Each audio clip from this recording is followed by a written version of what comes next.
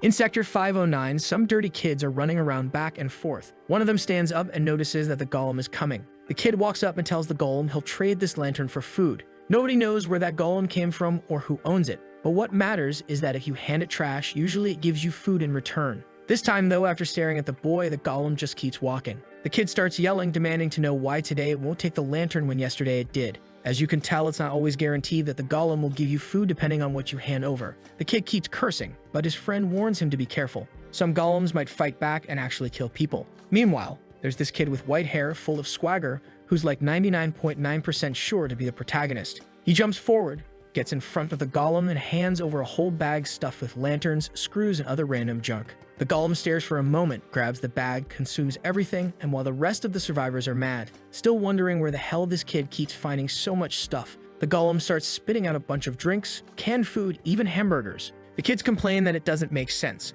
How does he always manage to score so much? Seeing that he's stacked with enough food for about 3 days, one of them suggests that the guy must be clever, and maybe they should just take it from him. But another quickly shuts him down, saying no way, they're not messing with the coast of 17th Street. A scene then cuts to Sector 50, where the protagonist is walking while someone tails him. He notices it's 7 people, stops, and tells them to show themselves already, asking how long they plan on following him. For an apocalyptic world, this kid's pretty well fed, and one of them says Ray's senses, as always, are sharp. But he just turns around and warns Ron that he already made it clear last time. If they show up in front of him again, nobody's walking away. Ron never learned the rule about not messing with the white-haired character. He's itching for a fight and tells the kid to drop his backpack, saying that if he obeys, he'll walk away just fine. But Ray answers that he knows he's lying. The story shifts to a legend the kids in that place tell, the ghost of 17th Street. A boy with no expression who walks silently. Anyone who stared into his eyes would have their lies exposed. Ron loses it and goes in for a punch, yelling that Ray has always been an arrogant kid.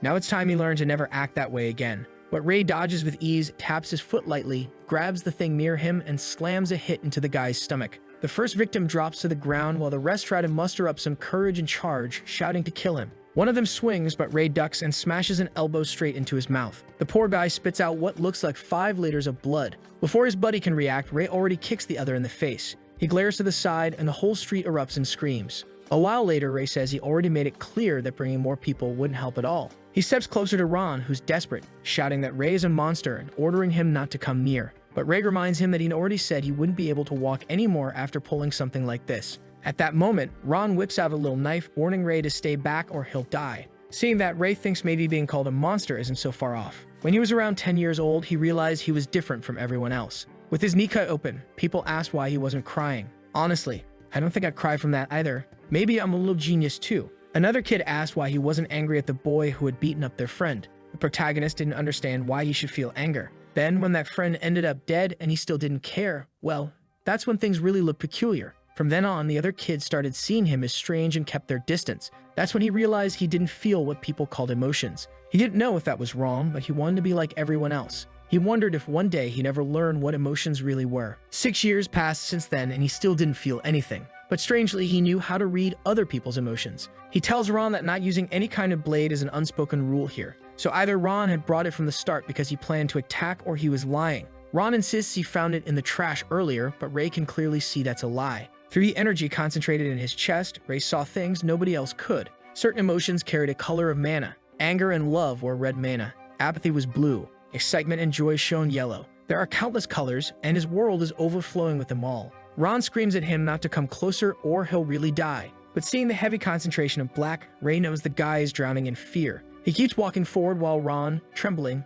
orders him to stay put, backing up until he slams into a wall. That's when the protagonist declares that a liar like him deserves punishment, a promising protagonist already farming aura in the very first chapter. Looks like the kid got his beating, and now Ray's heading back under the bridge. He remembers Pale, that green-eyed boy who leads the bridge kids. Everyone rushes to him, thrilled, calling out that big brother Ray has returned. Turns out he's even got some friends. I really thought he was just another lonely kid. They squeeze together in a cramped half-square-meter hideout, and he tells everyone to put in the middle whatever they managed to gather today. The other kids, who aren't the main characters, poor things, barely brought anything at all. And Pale has no idea how he's supposed to split that up between 7 people. But just like any protagonist in an apocalyptic story, our boy's got that stacked inventory. Everyone's excited, saying for sure he must have scored a lot again from the golem. Truth is, nobody knows that what the golem really wants are items with mana residue, and if you can't see it, it's hard to get it right. So Pale says they can share, and thanks to Ray, No one's going hungry tonight. Man, I hope this guy's decent. Don't betray our protagonist and leave him cold, emotionless, wanting to kill you.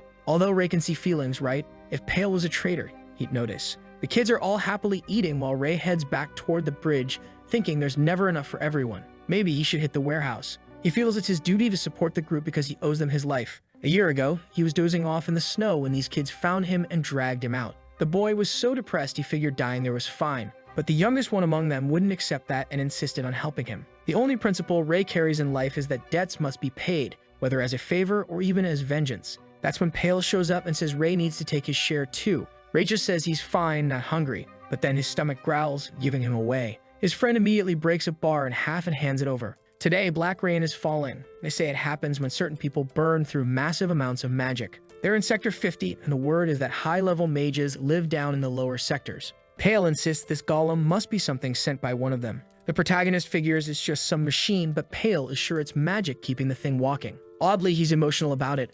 I don't know why, but Ray agrees. That's because he can actually see that wherever the golem goes, it absorbs mana around it. The mana swirls at its core and releases black smoke. There's black smoke, then there's black rain. He isn't sure if they're really connected. But right now, there's something more important. He gets up, saying he's heading out. His friend starts to warn him not to go out into the black rain, but the protagonist ignores it and runs off. When it rains, the streets are always empty because people believe a single drop of black rain can make you sick. But Ray can generate this aura around himself, making it a lot easier to work when there's no one else outside. On 18th Street sits Hector Manco's warehouse. Inside, guys are playing poker, bragging about betting it all, while Ray listens from outside. They always do this when it rains, and now it's their turn. Inside the warehouse, mana of countless types fills the air. Ray draws a red one and manages to spark a flame in his hand. He doesn't really know why, but this was the hardest color to control. It makes him wonder if by truly understanding the emotion tied to that mana, he could create a stronger fire. But then a knife comes flying and he barely dodges it. He hides immediately.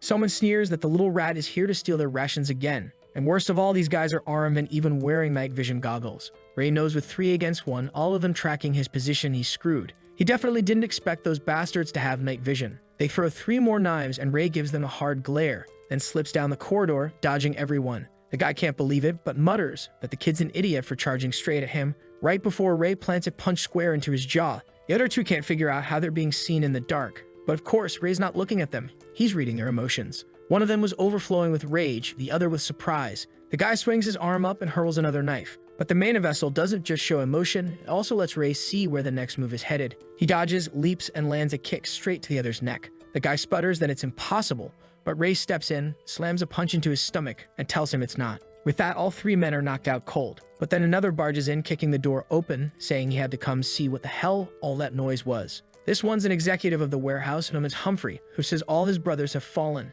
So now he'll have to deal with this little rat. The bastard is just as intimidating as the rumors said. For Ray, the plan now is simple. Get out of here. He charges, lands a punch to the chest, but the man doesn't budge a single inch. In an instant, Humphrey counters with a heavy swing, forcing Ray to dodge, barely managing to step back. At least he tested him. He realizes the guy is fast and he retreats. Humphrey actually praises him, while Ray knows this opponent is on a completely different level. Humphrey comes again with another punch and Ray dodges sideways. But no matter how much he can slip away, instinct tells him there's no way to fight this guy head on. That's why he crouches low, sidesteps, spots a weak point, focuses fire mana in his hand, and slams a palm strike to the chest. Humphrey is shoved back, and by the time he opens his eyes, the boy has vanished. But the entire sector is screaming that the kid was just there, so he couldn't have gotten far. And they're right. He's crouched behind his shack, just like me camping in Call of Duty. Just as they're about to close in, someone yells there's something near the entrance. They all turn, and Ray slips the other way. Robbing Hector's infamous warehouse was insane, and he knows if they catch him, they'll kill him.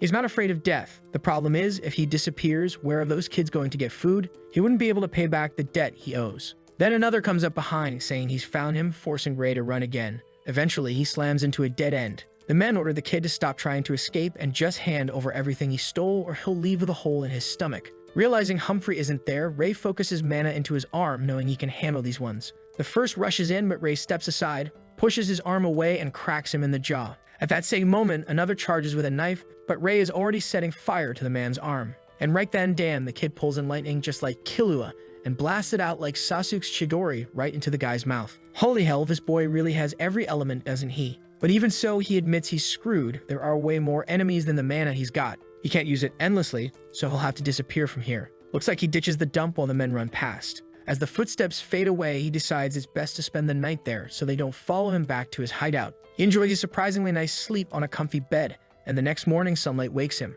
He steps out, saying there's nobody around, when suddenly someone shouts that they found him. Turning to the side, there's a man with a knife saying he knew the kid would show up again. Ray sees that this guy is burning with fury. But wait, is our boy still not recovered? One whole night's rest and he hasn't bounced back. How the hell is he supposed to handle this? Ray pulls out his little knife too, and the guy grins, saying it's going to be a true duel of blades, a fight between real men. He charges, declaring that since it's come to this, he doesn't need to hold back, he can kill the boy outright. But Ray, as always, dodges with ease by reading the flow of mana, and when the guy glances to the side, trying to slash at him, Ray slips back once again. The problem is that sudden dodge throws him off balance, and now the man says goodbye to the kid, stabbing straight for his eye. But then a gunshot echoes through the junkyard. The man bleeds out and drops dead. A guy holding a pistol tells Ray that was pretty dangerous. He lights a cigarette and asks why Ray is causing trouble so early in the morning. This is Niles, the boss of 17th Street, the one with the American magic. He steps closer and Ray immediately asks if someone called for him. Normally, he wouldn't even be awake at this hour. Niles says yeah, he heard Hector's guys were making a mess. Then he notices Ray's coat and asks what that is. Did he take it from the warehouse? Bold move for a kid. Ray thanks him, but Niles quickly snaps that it wasn't a compliment. For Ray, people like Niles were the hardest to deal with. His emotions were so flat and monotone it was nearly impossible to read what he was really thinking or how he might act. Niles warns that if Ray keeps this up, he's going to get himself killed. He can't just go around attacking everyone. Ray answers that it doesn't matter, it's either that or starving to death. Niles then says he's already paid his debt for saving Ray, and Ray replies that he already paid him back for that too. We see what he means. A year ago, Ray pulled Niles, unconscious, out of the river. Apparently, Niles had been an executive in Sector 46, but was betrayed and executed. Ray doesn't believe he lied about it. In return, Niles taught him how to fight. Now Ray asks about that organization he'd once mentioned. He wants to join Niles. Ray's plan is to do it to protect the children. But suddenly, Niles leans against the wall, cigarette burning low, and says he knows Ray can use magic. That makes the boy suspicious, so this was supposed to be a secret. Niles figures it all makes sense now, while Ray himself wants to know more about magic. He really doesn't understand how it works. Niles explains that what he knows comes from a mage in his old organization. The guy used to say mana is in the air and you focus it to use power, but very few people can even sense it. Ray asks if the mage ever said anything about colors of mana, but Niles says no. He couldn't see it. To him, it was more like a feeling.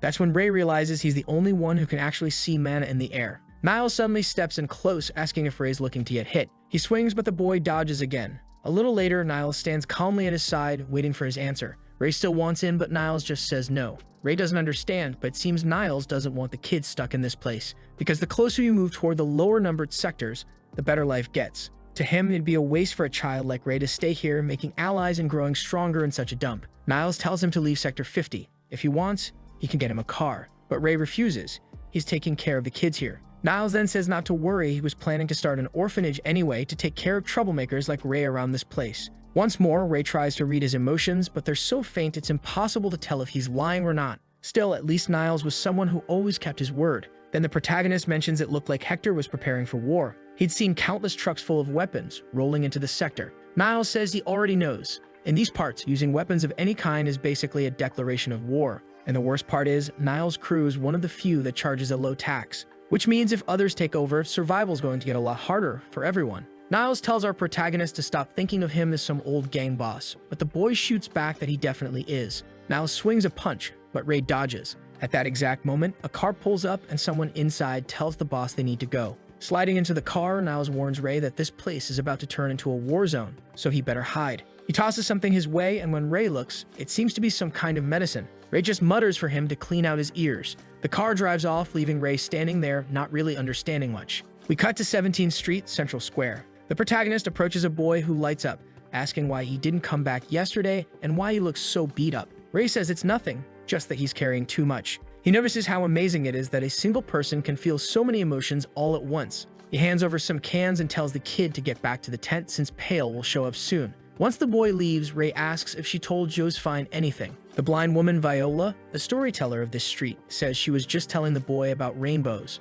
Ray tells her to stop with that talk, otherwise they won't get used to surviving on the streets if they're dreaming about things like that. He also notices that Viola is the only person he's ever seen with purple mana. He warns her it's better to move somewhere else because a war is about to break out here, then walks away while she thinks to herself that he truly was a kind child. The next morning, he knocks on a door announcing that the delivery has arrived. A man answers, asking why it's Ray instead of Ron. Ray thinks to himself about that poor guy who had both legs broken. He tells the man he should evacuate. He won't have any customers once the war starts. But the man just says he doesn't have anywhere else to go. The shop is all he's got. Besides, maybe the war won't even happen. Ray asks why. The man explains that Niles and Hector are having a little chat right now. Just then, the door opens and members of Hector's gang walk out. The man with the scar on his face is Hector himself. Spotting the kid, he immediately wants to know why there's a child working there. He compliments the boy's hard work, saying that's how you survive in this world. He tosses a few coins into Ray's hand and tells him to buy something to get by. With that, he waves goodbye and moves on with his crew.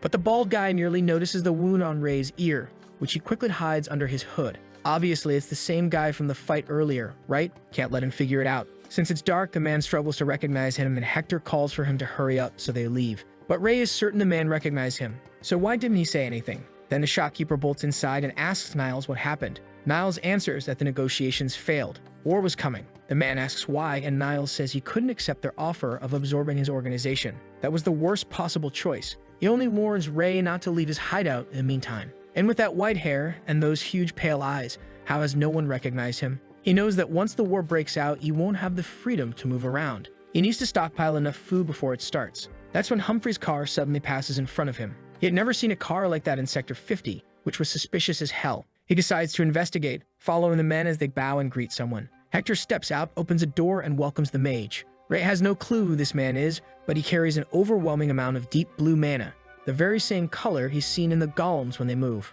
But this guy, strangely, had several kinds of rings surrounding his mana vessel. And around those rings, there was another type of mana that seemed to be blocking the flow from escaping the center. Ray knew that man was dangerous, and he needed to tell Niles about it. War was brewing. Supplies were piling up. Right then, the protagonist shows up and calls for Niles, startling the man who wonders how this kid appeared out of nowhere. He tells Ray to disappear. His boss is preparing for war and things are about to get dangerous. Ray just says to pass along a message. Be careful with the guy with the monocle. He can't mention mana, of course. He doesn't want to expose his own talents, because that would put him in danger too. Back under the bridge, the children are all asleep and Pale shows up. Ray wants to know if they'll be staying there through the whole week of war. Pale says yes and asks who he thinks will win. Ray has no idea. To him, both groups are evenly matched, which is a problem since Niles is the one protecting the kids in this city. If Hector wins this war, instantly everyone here will be sold into slavery. At that moment, they hear something and Pale says the war must have already started. Ray stands up, thinking something feels off, something's wrong. On 17th Street, the war is raging freely,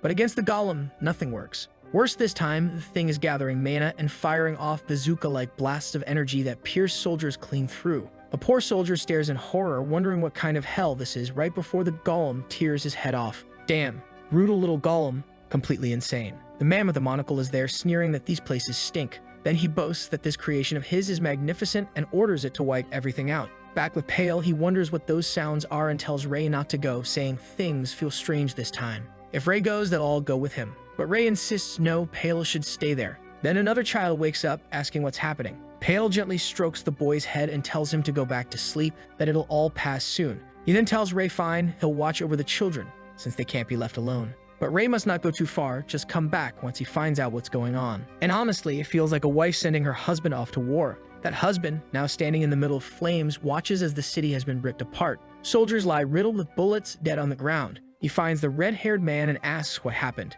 The man stirs, telling Ray they brought a golem. Looks like the monocle guy managed to control it, and despite having nothing left from the waist down, he's still talking. He tells Ray not to throw himself into this war, that it's better for him to run away. Then he faints. Ray covers his mouth and mutters for him to stay quiet because the protagonist will handle things. A lie. He only means Niles Grooved is doomed, so he has to lend a hand. At the same time, back under the bridge, the children are all dead. My god, what just happened? Pale is holding one of them while the golem blasts a raisin gem straight into his mouth. Why? The poor kid is about to be sent off to the afterlife, begging Ray not to return. And all of this just so our protagonist has the reason he needs to move up to the next street, Author. Now the boy is standing there seeing clearly that he came too late. Bodies everywhere, each missing pieces. I didn't think this story would be this violent. It's downright brutal. Then an explosion erupts behind Ray. He spins, rushing toward the spot, remembering that's where the tent was. And sure enough, he arrives just in time to see the kids hit by a mana bazooka. When the smoke clears, all that's left is rubble and blood.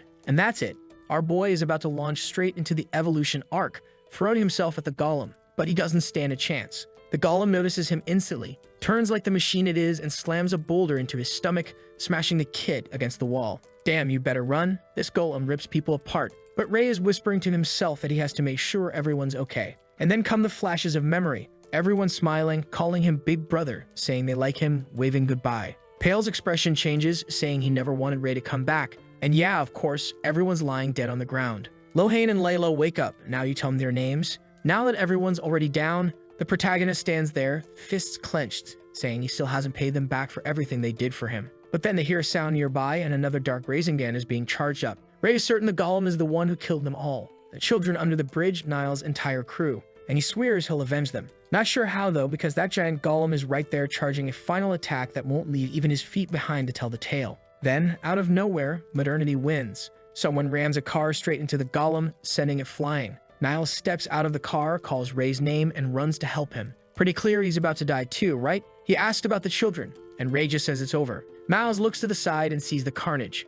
He apologizes, saying it's because he was too late, but the protagonist answers that it's not his fault. And then suddenly, they hug, like some tragic romance scene under the rain. Looks like the car really did kill the golem. Shut it down completely. Where's that beast now? The two of them hide out, and Ray asks about the subordinates. Niles answers that obviously they're all dead. Hector brought in a mage from another region. Ray wants to know what they're going to do. Niles says they'll head back to the street and look for other survivors. And right there, damn, I jinxed it myself. Asked about the golem, said he was going to die, and of course, they end up in the same frame. Good job, me. But honestly, why were they standing around talking right next to the golem? Disaster. And sure enough, the bastard goes down with a smug grin, making Ray faint. Ray comes to, asking what just happened. Turns out that Rasengan Blast caught him. He remembers every moment with Niles, and his heart starts glowing red. The boy unleashes that aura, and the golem swings again while Ray swears he'll kill them all. Nobody's left in the story we knew.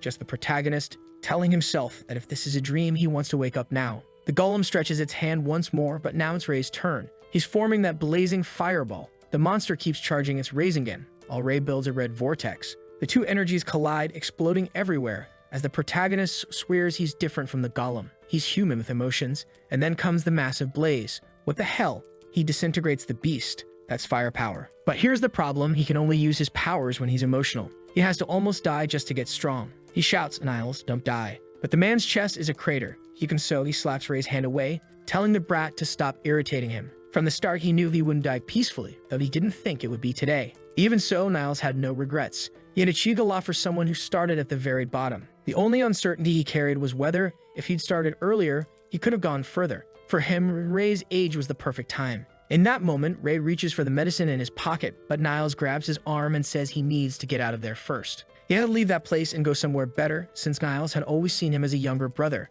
Go upstream, not stay trapped in those sectors. Niles was sure that if Ray did that, he could make it. And at that moment, he let go, handed the boy the keys, and died. The protagonist just stood there, staring in disbelief. Hatred and despair, those were the first two emotions he had ever truly felt in his life. The next day, he's still under the bridge near where everyone died. He should have left already. This place is grim. He wakes up feeling the same pain as before, wondering if all of it might have been just a dream. But the moment he remembers what happened, his emotions twist and scatter inside him. Still, this time he feels something new, and he's sure of it. The stronger his rage, the stronger the fire magic he can summon. There's a direct connection between the intensity of his emotions and the strength of his magic. The problem is he went overboard. Now he's completely drained. He covers the bodies of everyone and vows to take revenge, whether in a noble way or a cruel one. Back on 17th Street, Niles' men are ordering everyone to move the corpses. The citizens knew now that since the enemy had won, life was about to get much harder, and Ray is already watching Hector preparing to kill someone. Mana concentrated in his hand when suddenly, a hand clamps onto Ray's shoulder. He spins, slashing, nearly cutting Humphrey's neck. The bald man tells him to calm down, but Ray's running hot and lunges again, unleashing a flurry of cuts. Humphrey can't make sense of those lightning-fast movements. The boy is far stronger than before, and at this pace, Humphrey is losing. Ray drives a blade into his shoulder, but then Humphrey simply grabs him by the collar, slams him into the ground, and says he shouldn't be stupid enough to die over something as trivial as revenge, because he has a proposal for the ghost of 17th Street. Ray lies still on the ground, silent. After a while, Humphrey says he's been watching the boy for some time and has something to ask him. Ray remembers Humphrey's reputation, a man known for silence, someone who finished every job perfectly without saying much. Seeing him now with this kind of expression makes Ray think he isn't trying to deceive him. Ray asks what it is. Humphrey says he also wants Ray to leave Sector 50. Ray asks why, and Humphrey explains he's searching for his brother, someone Hector sold to the city of mages a long time ago. The deal was that if Humphrey worked for Hector for 10 years, Hector would give his brother back, but now he's starting to doubt Hector's honesty. He says the boy is about Ray's age. Ray asks why he should even accept this request. Humphrey immediately asks if Ray knows how to use magic. He's sure of it after that warehouse fight. It's an incredible talent Ray shouldn't waste because right now he can't defeat Hector. Hector always keeps a terrifying mage at his side. When Humphrey says this, Ray sees fear flare up in his emotions, and that's how he knows the man is telling the truth. Humphrey explains that anyone who pushes that mage's patience ends up frozen solid or drowned in a bubble of water. He's unbelievably cruel, and at the same time, unbelievably strong. Humphrey warns that the boy needs to disappear, survive, and only later think of revenge. The truth becomes clearer to Ray. The only magic he knows how to use is based on pure instinct, while the enemy he's up against is an expert he'd have no chance against. Humphrey tells him that by following the Elton River upstream, he'll eventually reach the city of mages. It said only mages can enter. Then Humphrey hands him the money he'd saved through most of his life. Inside it, there's also a paper with his brother's name and description. Ray can't understand why Humphrey is handing him money and everything else if there's a chance he won't even keep the promise. But Humphrey says he's been watching the boy for a while and knows he never breaks his word. On top of that, he's certain Ray has enough skill to climb up into higher sectors. Suddenly, he grabs Ray by the shoulder and tells him he has to decide quickly before the other members see. The protagonist takes the money and says fine, but Humphrey has to take care of the bodies under the bridge. Humphrey answers that of course he will, and with that, Ray leaves saying one day he'll be back. And sure enough, he runs like hell, exhausted but lucky no one followed. That's when he sees Viola again. He tosses her a coin and says he has a question. He doesn't have much time, so it has to be quick. She asks what it is, and he asks if it's true that if you find a rainbow, you can make a wish. He remembers one of the kids who heard this story from her said that sometimes a rainbow appears with countless colors that actually reach the ground. If you find that spot, you can make a wish. The protagonist thinks it sounds strange, but the boy kept insisting he had to believe it was real because he heard it from Viola, who swore it wasn't a lie. The woman then says it's true they exist, but whether you can really make a wish or not, that's another matter. Ray notices that, as always, there isn't a tremor in her mana. It's always purple, and he can't tell if she's lying or if it's something else entirely. Still, he grows curious, because Humphrey had said that Mage who showed up was also searching for a rainbow. With her saying this too, Ray is sure that wherever it can be found, it must be valuable. He then asks if finding a rainbow could bring back the dead. She shrugs it off, who knows? They say any wish could come true. The problem is no one knows where to find one. It's as if they're infinitely far away. Protagonist, just a warning, I've watched Fullmetal Alchemist. You can't revive the dead. Don't go down that road. The boy thanks her and takes off running. Now he's at 23rd Street, Sector 50. The place Niles had marked on the paper is right there with the car parked out front. Just as he's about to get into the old man's car, someone shows up. It's that same guy from before, demanding to know where Niles is and if Ray was ordered to take the car. Ray doesn't have time. He knows this area is crawling with Hector's men, so he grabs the handle and climbs into the car, but the guy sprints over and grabs the door. Ray struggles, drained from using too much mana earlier, but now he doesn't hesitate. He pulls the trigger. Bam, right in the forehead. Damn, that was badass. He floors it and speeds off. Now he's leaving Sector 50, heading upstream. But he stops in what looks like a dump. He checks the trunk. Damn, Niles stocked a whole month's worth of supplies. But Ray says you won't reach the next sector for days. What? They're that far apart? Even at full speed, it'll take forever. First, he needs to find more information about magic in the next sector. At this point, what he knows is that there are two types of mana. Red mana, which can be used without preparation, and other types that require combining different colors to function together. Mana, obviously, isn't easy to manipulate, but he's able to focus on certain emotions and channel them more easily. He thinks of his dead friends to focus his rage, but the mana fizzles away. That's still his limit. 1 second of lost concentration and everything collapses. So he decides to try combining the manas available in the air. He pulls in a large amount and tries to form a sphere, but it too unravels. The problem with mixing those things is that certain emotions and colors repel each other, so if one touches the other, everything collapses. He has to concentrate hard to make it work. On the other hand, there are combinations that always succeed, so he needs to study them gradually. Before, survival was the only priority. He needed food. But now things have changed. Now he has a reason to learn all of this. The next morning, he speeds up the car, stops to drink some water, and trains a little more with mana at night. He practices with a bit of cold mana, tries out a small flame, and even manages some stone formations. Already exhausted, he decides it's time to stop, wondering if there's a gentler way to draw mana without draining so much from the surroundings. It would be much easier if he could store mana inside himself and use it whenever he wanted, just like that guy with those strange rings around his mana core. Either way, he decides to focus on figuring that out once he reaches Sector 49. Meanwhile, back in Sector 50, everyone is rushing around searching for something. The monocle man asks if they found it, but someone says unfortunately not. They've searched everywhere, but the golem vanished. When they insist they'll keep looking, he suddenly points something at the man's head. At first I thought it was a gun, but no. He says, "Take my cane." The man touches it, and instantly his whole hand freezes along with the rest of him. Why the hell would you touch it? Should have just run, and then shattered to pieces. That's it. Broken apart completely. At least try escaping. The villain still mutters that he's useless, and honestly, he's right. Then they find an area completely destroyed, and one of them brings what looks like a fragment of the golem. The monocle man notices there's mana lingering in the air, meaning someone cast magic strong enough to leave behind that kind of trace. He follows the trail, sensing the mana pooling in a corner, and asks who used to live there. Someone explains it was the orphans and street kids. He's surprised, saying they must have been hiding there to avoid the war. But he refuses to believe some random orphan could have used a spell like that. Suddenly, he starts ranting, wondering how anyone could comprehend one of the countless, endless magical combinations that exist in the world. To him, it's impossible. So he concludes another mage must have come from a different region to destroy the golem. His men are ordered to find the intruder, while he himself will keep watch in case such a person really exists. Because if an orphan managed to do this, he could become an archmage the world has never seen. Meanwhile, Ray arrives in Sector 49. We see a flashback of a conversation with Niles, who once said that Sector 42 looked much the same. The big difference was that the streets were wider and the buildings taller. Beyond that, everything was similar. You had to descend much further into the sectors before seeing a dramatic change. Now Ray stands at the entrance of 49, realizing the place really is massive. Walking through, he sees kids scavenging trash and wonders where the golems are, or if they only exist back in 50. He strolls through the city, hearing people talk about mining, cooking, and drinking. He notices he's on 36th Street, which seems to mean this place has twice as many streets. Right now, the important thing is to gather information about magic, especially about the mana vessel and those rings he saw. Of course, he also needs to learn about prism colors and, hardest of all, figure out how to get some money. He still has what Humphrey gave him, but he doesn't know how long this journey will last. And at that moment, he comes face to face with Veronica's bookstore. But Ray has no idea what a bookstore even is. In the past, we see that it was Niles who taught him how to speak and write, but only in the most basic, rough way. He knows enough to communicate, but bookstore is way beyond what the boy can grasp. He steps inside and realizes the place is full of squares with letters inside them. Then suddenly, a girl appears from an upstairs window, shouting that the bastard breaking things to steal books is back again. She tells him to get out right now and demands to know why he's robbing.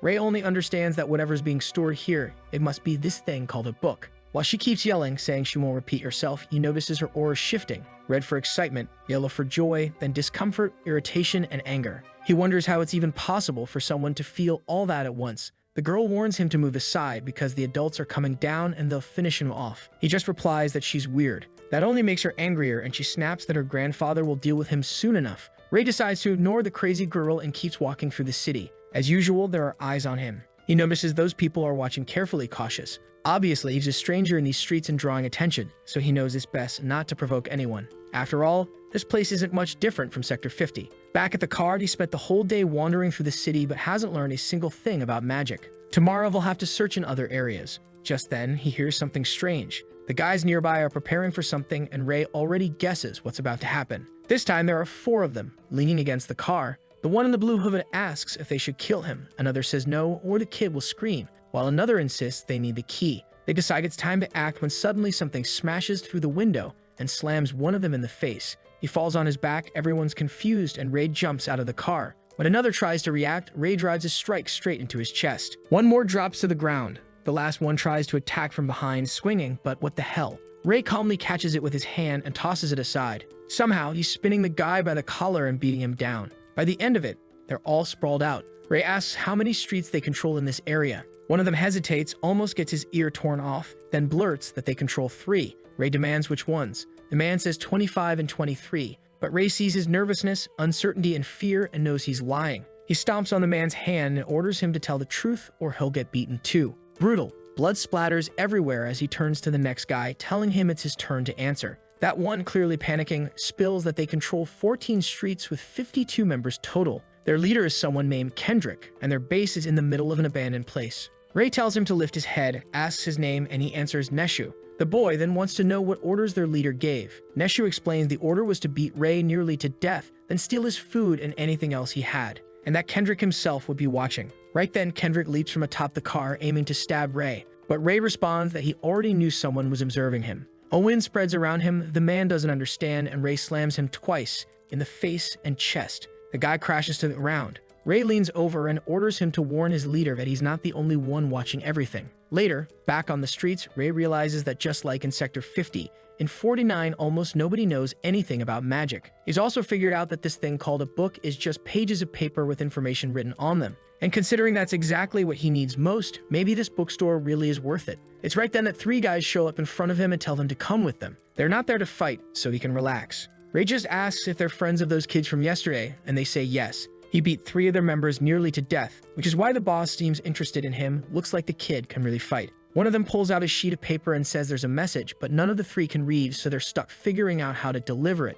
Ray snatches it from their hand, and they're shocked that he can actually read. Street kids aren't supposed to know that. The note invites Ray to work for their boss, promising he'd never go hungry again. The trio asks what it says, but Ray just wants to know how the leader is chosen. They explain it's through fighting. Whoever's strongest becomes the leader. Right away, Ray tells them to take him there. Obviously, he wants to meet this leader, who's definitely getting a beating. They arrive at Kendrick's abandoned factory. One boy in front says just to go inside. They walk through some corridors until they reach the back where a fire burns and a bunch of kids are gathered. The one sitting in the chair stands, saying now he knows who this is. He introduces himself as Kendrick, adding that Ray doesn't look too bad in a fight, but he's still going to get beaten, no doubt. Or maybe not, because for the first time, Ray sees something he's never seen before, mana spilling out of trash. But never in his life has he seen such an absurd amount coming from a single item. Kendrick tells him to sit down, saying he didn't call them here to be an enemy. Still, there are plenty of kids standing around staring. The protagonist notices that for his age, Kendrick is surprisingly skilled at displaying his power. Kendrick asks where Ray came from. He's never seen him on this street, but hears he arrived by car. When Ray enters Sector 50, the whole place gasps. Apparently, no one has ever seen someone come out of that sector alive. Everyone mutters that it's way too far, until the leader orders them to shut up. He then says if Ray's telling the truth, it's incredible. He's qualified to be in this organization.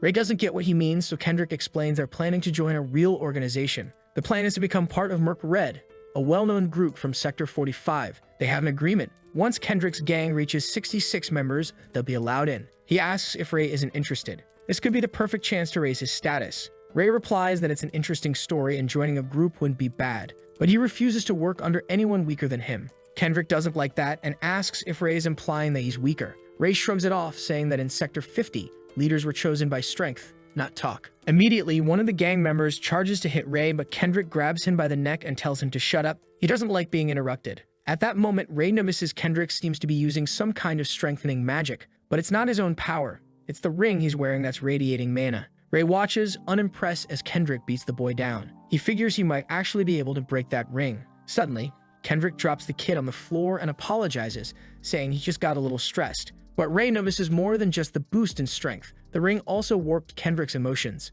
Ray steps forward, telling them to continue this nonsense about him being weaker. He flatly agrees Kendrick is weaker, and in an instant, something slices through the air, nearly hitting his head, as Kendrick orders him to repeat that. He turns to his allies, asking what they think. Terrified, they stammer out that of course he's stronger than this boy. What the protagonist notices is that the ring reacts to Kendrick's emotions, and more than that, it seems Kendrick himself has no idea what the ring is actually doing for him. Kendrick cracks his neck and says fine. If the kid wants to see his strength, then so be it. Ray answers that yes, they should fight for the leader's position, and if he loses, he'll work under Kendrick. But Kendrick says the fight will happen in a week when everyone is watching. Ray points out that everyone's already here. Then Kendrick explains he wants the other gangs to be present too, so everyone will know without a doubt who is stronger. Ray agrees, then asks where he got that ring. Kendrick just says he'll find out the day he loses, but unfortunately for him, that day isn't coming. The next morning, Ray is still wondering what that ring is all about when he suddenly feels something approaching and spins, grabbing a stone. One boy demands to know who gave him permission to walk around here.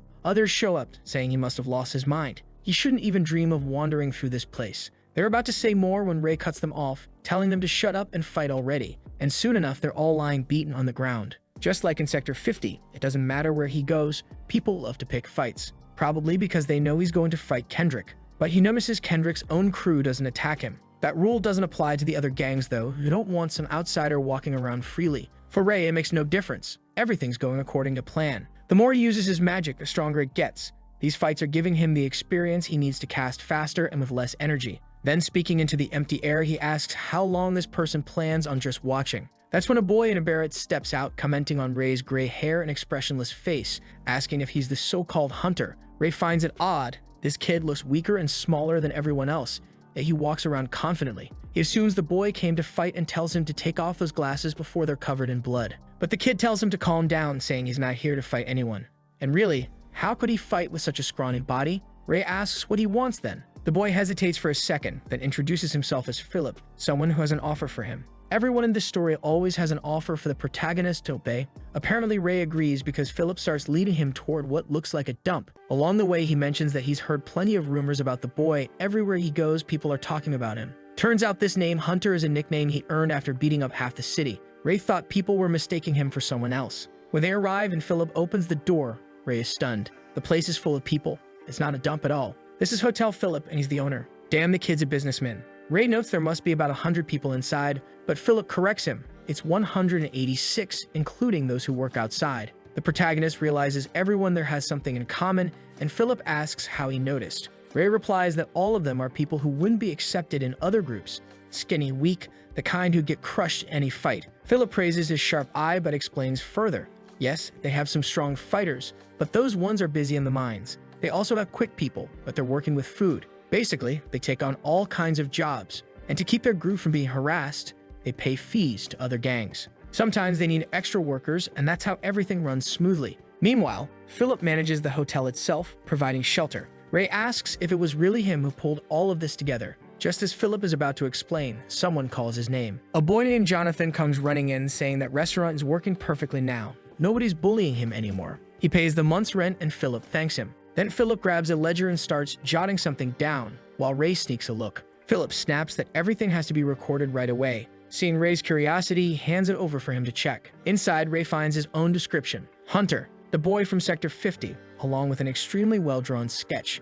It's clearly marked in red, approach with caution. Philip is stunned that Ray can read. He thought the kid would just stare at the book without understanding a thing. Now he's apologizing for having tracked him so closely. Ray hands it back, saying it's fine, it doesn't bother him. A while later, they arrive at the door of a room, and the guard there looks confused, asking who this kid is. They can't just let anyone in. Philip explains this is the Hunter everyone's been talking about, and today he's their guest. Inside, Ray sees what looks like a luxury mansion. Damn, the kid's really collecting money. Ray himself isn't sure if Philip's good or bad. Ray says he heard rumors about this place and thought it was all lies. Philip explains the most important thing in business is people's trust. Money can always be earned again, but once you lose your credit on the streets, you can never get it back. Ray cuts in, telling him to get to the point. What's his proposal? Philip is trembling, thinking Ray's kind of intimidating, but he forces himself to push through his fear, because if he wants to profit, he has to. He says again he has a genuine offer. He wants Ray to become his business partner. That's after Ray beats Kendrick and becomes the new leader.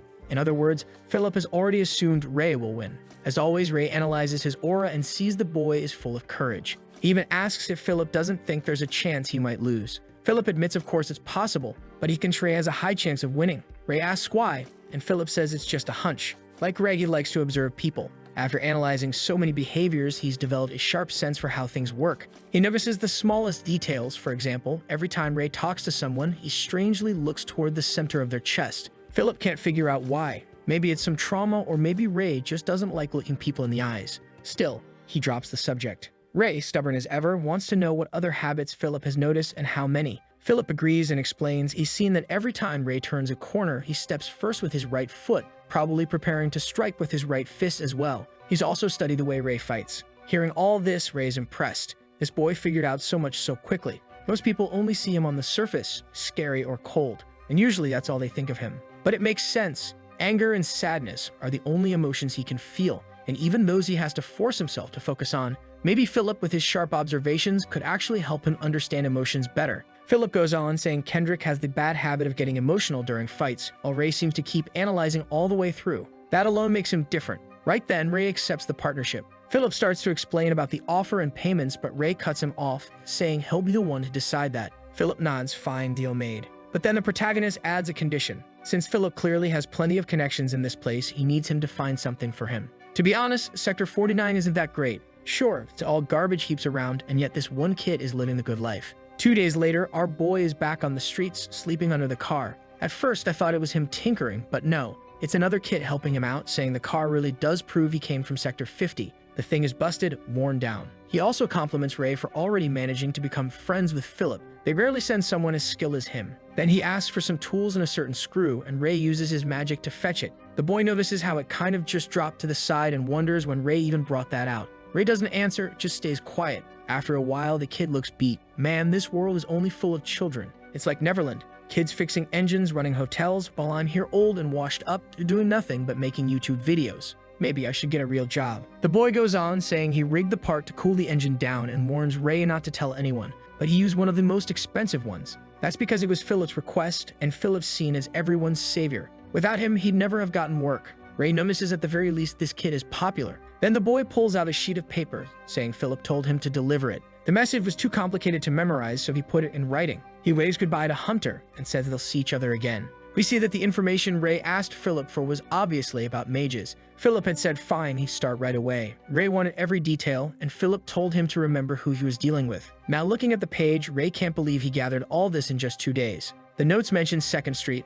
A man called Wolf Bakers, 42 years old, seen carrying a heavy backpack with one hand. 8th Street. At Kenny's shop, a man 23 years old. So basically, he's tracking down people who might be mages. At least that's what it looks like. Then Ray spots something worth checking. Out on the street, there's a cook carrying boxes while Ray watches carefully. He's searching for people who have those rings around their hearts.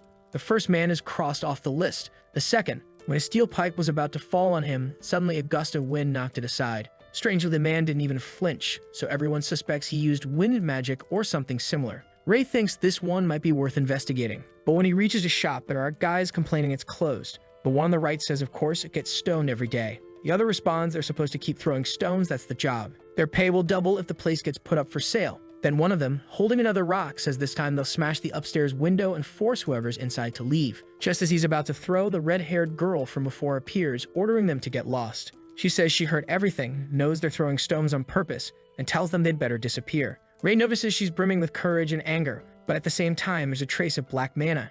She's afraid. The boys taunt her, saying they can tell she's scared. She insists adults will come, right before a rock nearly hits her in the face. One of them mocks her, saying they know perfectly well there's just one old guy there, not a whole crowd ready to deal with them, so she should shut up and leave. He hurls another rock, aiming for her face, but Ray moves to step in, and then the redhead herself raises her hand and uses wind magic, making the rock drop to the ground. Ray has found the mage he was looking for. He slips back into hiding while the boys stand there confused, wondering what just happened. They convince themselves it was their imagination and prepare to throw another stone. Ray, of course, is certain that was magic. The guys jump to the other side, tell her to stop pretending, and throw 2 more rocks. This time, she's clearly out of energy to block them, so it's the protagonist's turn. He does the same thing, only the stones don't just fall to the ground. No, they bounce straight back into the faces of the idiots who threw them. At least he managed to send the magic, though it fizzled out at the end. Looked like it came through his hand. He looks at the girl and says it's been a while since they last saw each other. With that, the 2 bullies get beaten down and tossed into an alley. She thanks him for defending the place. He says it's no problem, but he's here to ask her something. She says the same, and then they both end up asking each other if what they used just now wasn't magic. Realizing they asked the same thing, she tells him to come inside so they can talk. Inside, she introduces herself as Veronica, and he says his name is Ray. She apologizes for yelling at him that first time she thought he was one of the kids throwing rocks. He tells her not to worry about it. All he wanted back then was to take a look at the library. That had been his only intention, but he never imagined he'd actually find a mage here. After sitting down, he asks where she learned magic and if it was her grandfather who taught her. She says yes, of course, since he's a mage. Ray wants to meet the man, and she says fine, he's upstairs. But first they need to deal with the cut on Ray's face. He insists it's nothing serious, but she does the classic, puts her hand on his cheek and uses a healing spell. She says it's taken care of, but Ray wants to know how she did it. He noticed she was channeling a strange white mana, moving it around. He's never seen anyone use that type of mana for healing. He's spotted white mana many times before, but it's incredibly difficult to control. He's never managed it himself. Normally, it only shows up when someone sacrifices themselves for another or does something selfless and kind. But those feelings are too far of reach for him. The girl just says it's nothing special. It's simply a healing spell. And what's this about white mana? Ray remembers Niles once told him he'd never heard of mana having colors. Normally, people just use magic without thinking about that. She repeats that she doesn't know what he's talking about, then asks if he means elemental generation. He asks her to explain. She says it's the process of combining multiple elements to create a spell. Healing magic, for example, is simple. You combine the regeneration element with 2 others if you want to make it stronger. Ray asks how many elements exist, and she says just the natural ones number over 20. If you add amplifiers, manipulators, and the rest, the total goes past 100. Finally, Ray feels like he's learned something useful since coming to this city. Now he's eager to meet her grandfather and learn more. He asks if he can speak with him, and she says yes, but he can't even get out of bed. He's too sick. She tells Ray to wait while she was upstairs to see if he's awake and able to talk. While she's gone, Ray wanders through the library, glancing at the books. From what he's learned in the city, owning a book is extremely expensive. Touching them with his dirty hands would only lower their value. That's when he remembers. The last time this kid even took a bath was when it poured rain ages ago, and he just stood outside in it. He doesn't care about his own stink, but maybe others do. Maybe the girl has a poor sense of smell, or maybe she just tolerated it out of politeness. He notices some other books, though they look more like records or newspapers. One of them is a study on elemental distribution across the sectors, and the reason for the expansion of the Black Rain. Next chapter, when she's coming down the stairs, she runs into an empty room. She thinks she took too long, but then Ray shows up right behind her, startling the girl. She tells him to stop popping out of nowhere like that. He just says he wants to know more about magic. He looked through books and didn't find anything. She's impressed that he can read as always and keeps thinking he's more interesting than she expected. The protagonist asks how her grandfather is doing, and she replies that unfortunately, he won't be able to talk right now because he's sleeping like a log. Blushing, she asks him to come back tomorrow, and he says that's fine. But as he's leaving, she wants to know why he's so set on talking to her grandfather. It seemed like that was his goal from the very beginning. He turns around and answers that he's searching for the prism, which is actually that rainbow the old lady mentioned, right? But he figures it's the same thing anyway. 4:30 in the afternoon, and all I can think is that Niles is a liar. He told the protagonist that Sector 49 was all the same, but clearly everyone's living peacefully in some fancy place. Now Ray's watching another person from Philip's list of names. A man in his 30s or 40s who leaves at 7 and comes back at 7 in the evening. He always shows up with a basket full of fruit, and no one knows where it comes from. Even if these don't seem like big leads, Ray needs to dig up as much information as possible about this Joni. Turns out this kid is actually the one bringing him food. The moment Ray notices the name written on it, he says he never ordered any food. The boy insists it's on the house and already knows he must be Hunter, someone kids look up to like a hero. Once Ray realizes the boy has already figured him out, he decides it's time to ask something. Joni, all excited, he offers to hand over the warehouse password, which confuses Ray a bit, but his real question is about how accurate this man's daily routine really is. Johnny explains that he's not the man Ray's looking for, the one with the basket is, and that the schedules written down are spot on. That guy is so precise with his time that people practically use him like a clock.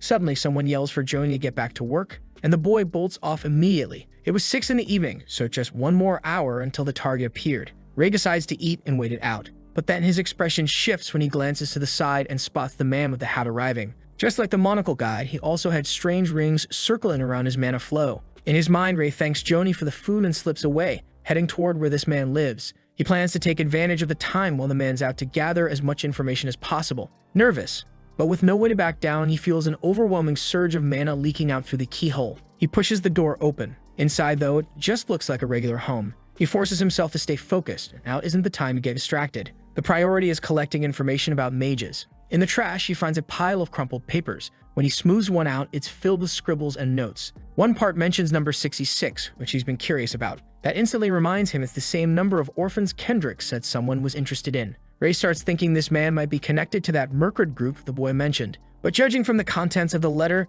this guy was actually kicked out of the organization. Then Ray feels something strange coming from a jar. When he opens it, he finds gems radiating mana. It's the same type of jewel in the ring Kendrick wears. It's mana from the air, but unlike natural mana, this kind gets drawn in much more smoothly. He wonders what would happen if he combined his own mana with something like this. At that moment, a flame bursts in his hand, the strongest he's ever created. Normally, it would take him more effort and more time, but this time it came so easily. Then footsteps echo down the stairs. He quickly clenches his fist, hiding the flame just as the man with the hat comes back in, grumbling that he can't believe he forgot his wallet, calling himself dumber every day. He mutters that this is why the organization abandoned him. Apparently, he talks to himself a lot, and then mentions to Walter not to worry. Once he finishes this job, he'll return to the group. As he climbs the stairs again, Ray thinks the man is leaving, but suddenly, the man halts and says he feels like he needs something else from this place. He turns, staring straight at the protagonist, and says he needs rat poison. Ray draws his knife as the man remarks that he knew someone was hiding there. He goes in for a slash, and damn, it looks like he actually landed it, because the guy had to fall back. He slammed his hand against the wall in frustration, demanding to know who Ray was, asking if he was that cursed assassin from the organization,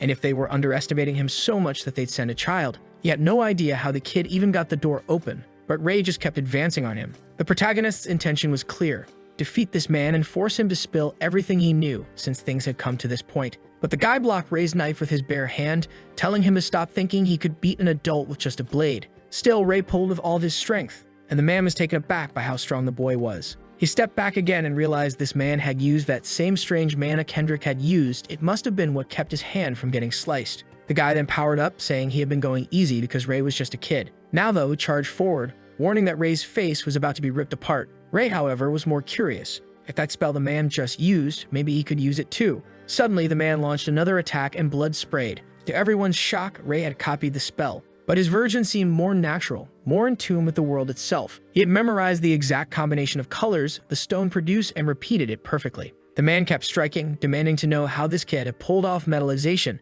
a technique he himself had invented. He swung with a horizontal slash, but Ray ducked under it, dodged cleanly, and countered with a cut. Now bleeding, the man's knee was torn up and disbelief filled his eyes. He was certain of it now. This boy had been sent by the boss himself. Ray pinned him by the hand against the wall and told him he had to disguise his voice so nobody would figure out who he really was. But the man scoffed, white hair, gray eyes, everyone already knew his identity. Walter admitted he never imagined the infamous magic-stealing assassin would be so young. Ray, though, was only thinking about how hard it was to drag information out of people like this. Maybe the best option was simply to kill him right there. But then Walter declared he had no choice left. He was going to burn his own life away if that's what it took to kill the boy and prove his worth to the leader. Out of nowhere, he was engulfed by a massive pillar of flames, his body consumed by fire. He shouted for Ray to tell the boss that the Blood Eye would be paying a visit soon, assuming the kid survived this. At that moment, he promised the boss would regret ever abandoning someone like him. As he advanced, Ray noticed the mana rings circling his core were spinning at a dangerous speed.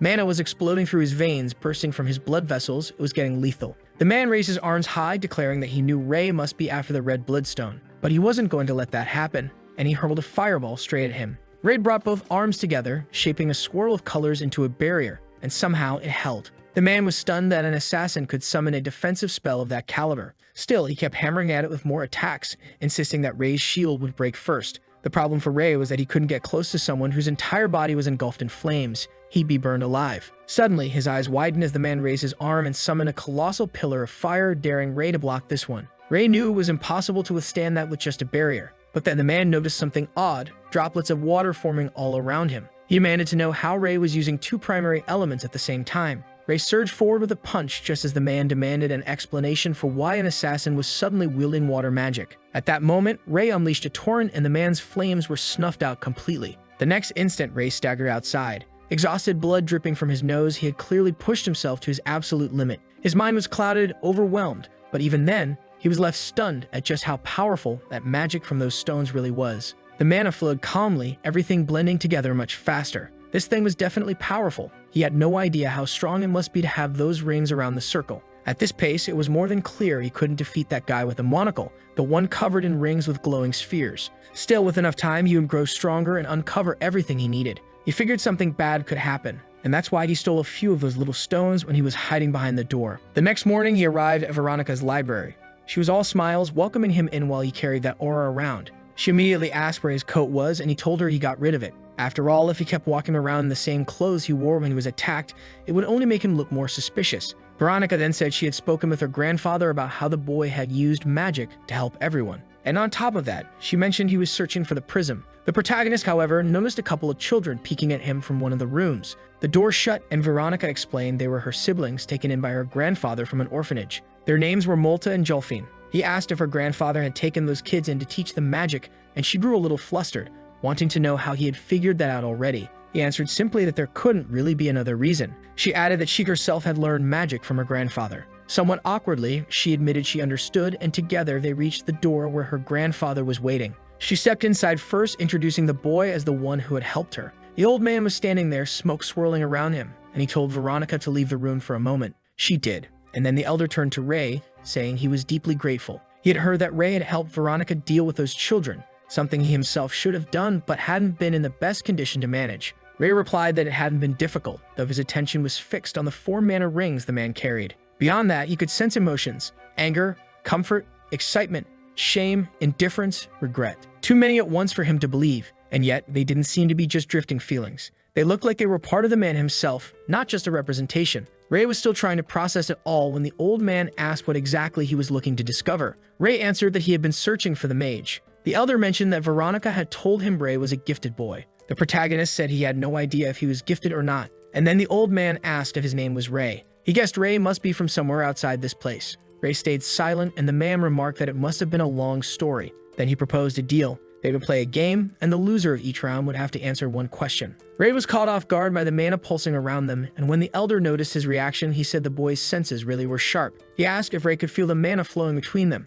Ray not only felt it, he could see it. The old man explained that each magic came from a different element, and their combinations created new ones. Between them right now was an element known as maintenance. It was something necessary to keep homeostasis stable without being shaken by outside forces. For clarity, homeostasis is the ability of an organism to keep its internal state balanced. Yes, I'm brilliant. I never needed Google to know that. Ray then asked about another element he noticed nearby, and the elder was surprised, not even sure if Ray could really sense both. Ray said yes, he was seeing it clearly, a shade of gray and another, darker gray right next to it. Different tones, which meant different elements. The old man burst into laughter like a madman, muttering to himself that he had never needed to go through hundreds of orphanages, because here was a boy who appeared before him able to instantly recognize the difference between maintenance and continuation. This is something most mages can achieve in their entire lifetime. But then the old man says fate is funny. He doesn't have much time left, and only now did he finally come across real talent. Ray wants to know the name of that other element, the one paired with maintenance. The old man laughs, saying it wouldn't be any fun if he just told him like that. Ray should win the game and find out for himself. He explains that it's simple.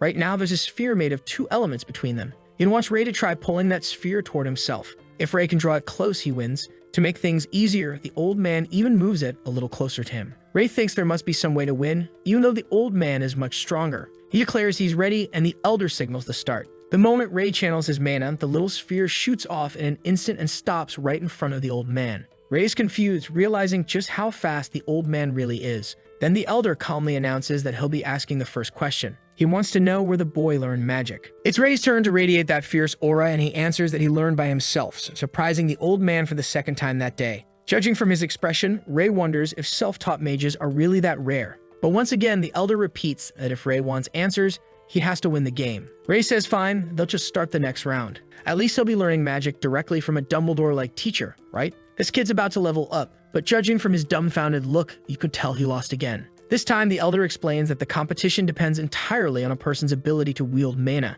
The number of circles didn't matter. He's only thinking this to himself because he doesn't know that Ray is already aware of circles. The protagonist realizes that at this pace, he's giving away all his own information while gaining nothing. He's fallen right into the old man's trap. He needs a different approach. The elder extends the sphere again, declaring it's time for the next round. Both of them unleash their mana, the air around them turning intense. Suddenly, Ray flings his hand to the side and activates something. The elder immediately notices the shift, saying the boy changed tactics, and this time he actually wins. I don't know if he threw water or a gust of wind in the old man's face to make him blink, but Ray points out the elder never once said he wasn't allowed to distract him. So the elder tells him to go ahead and ask. Ray wants to know, what exactly is mana? The old man chuckles at such a basic question and explains mana is the most fundamental element of all things in the world. It's what they're made of. No one can see mana, and no one can touch it. But just like how thunder strikes or fire burns, people can observe its movement through secondary phenomena. And when you stop to think about it, he's right. You can't really touch fire. If you try, there's nothing solid there.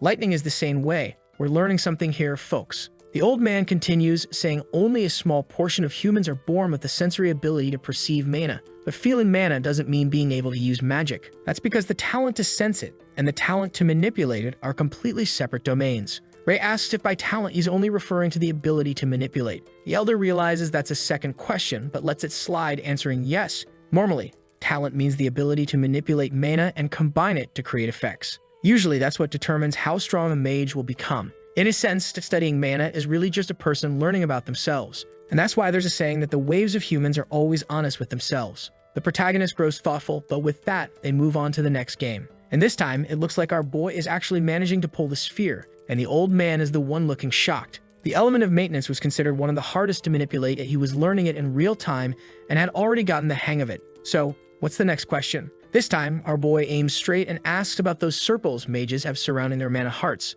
The old man explains that those circles can be thought of as vessels containing mana. The mana in the air begins to gather and integrate automatically into the mage's heart. However, the way it's distributed, how it's stored, and which element is stored all depend on the mage themselves. The protagonist asks if this refinement makes mana easier to use compared to the mana present in the air. The old man says yes, but there's a more important reason behind it. Using mana from the air once in a while was fine, but doing it constantly caused something known as mana poisoning. These reactions appear right after a mage keeps drawing on raw mana too much. If you use too much joy mana, you'll end up laughing like an idiot. If you use too much sadness mana, you'll start crying. If you use too much red mana, you'll be consumed with rage. The problem is, these symptoms keep building up until they turn into a permanent mental illness. Oh, that instantly reminds me of that old lady back in the town he came from. Could it be that she developed something like that with one of the elements? Ray, however, remembers Kendrick, the way his personality shifted in an instant, and Ray notices that maybe Kendrick had never been affected by mana poisoning simply because he didn't have any emotions at all.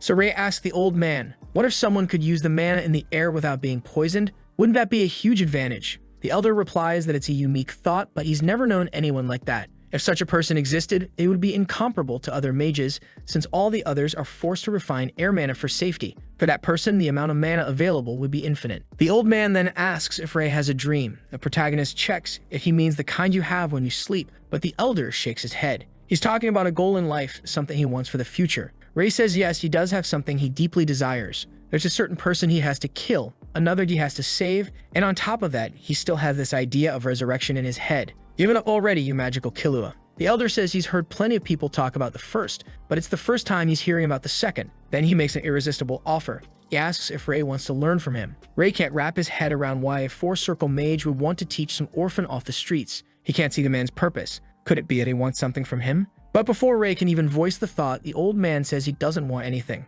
So the boy just says, alright then, that's that. We're good. At that, the old man smiles and tells Veronica to come in. She'd been lurking around out of curiosity. She tries to act all awkward, saying she definitely wasn't eavesdropping or anything, no way. The elder insists she come in and sit down, saying he knows exactly who she is. Then he asks why he brought her, Molta, and Jolfing together. She replies that it's to pass down his knowledge as a legacy. The old man nods and says that this is exactly the most important part.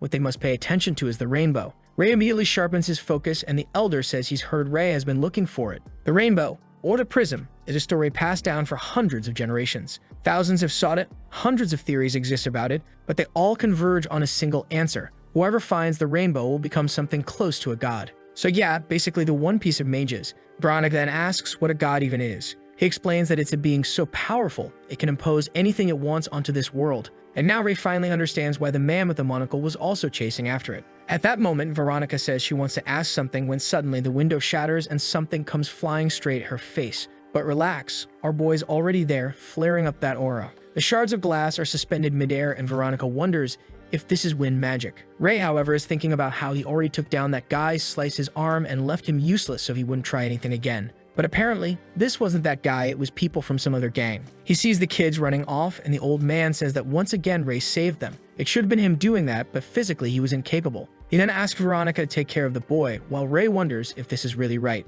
For some reason, it felt strange seeing someone cry over such a small wound. Veronica had tears streaming down. Ray thinks to himself that he actually wishes he had a scar, something to honor enemies of the past. That would look way cooler. Then the old man tells Veronica to stop using magic before she's even created her circle. She says fine, she'll just clean the room, and Ray comments that these people have been throwing stones for quite some time, judging by what she said. The old man replies it's been over a month. It seems like someone ordered it. Apparently, there's a person making offers to buy this store. Ray asks if the old man doesn't want to sell, and he admits that was his original intention. But things are getting complicated. It was half a year ago when he opened this place. Back then, his health was much better. What happened to you since then? This was the place he built with the intent of training disciples and finishing his research. Veronica, all smiles, handed him flowers, congratulating him for creating the shop. And those kids next to her, they just looked so ordinary. It made me feel like they're doomed to die soon, just like those children on the bridge. The old man says life here was perfect. He could study and teach the kids about magic and the future.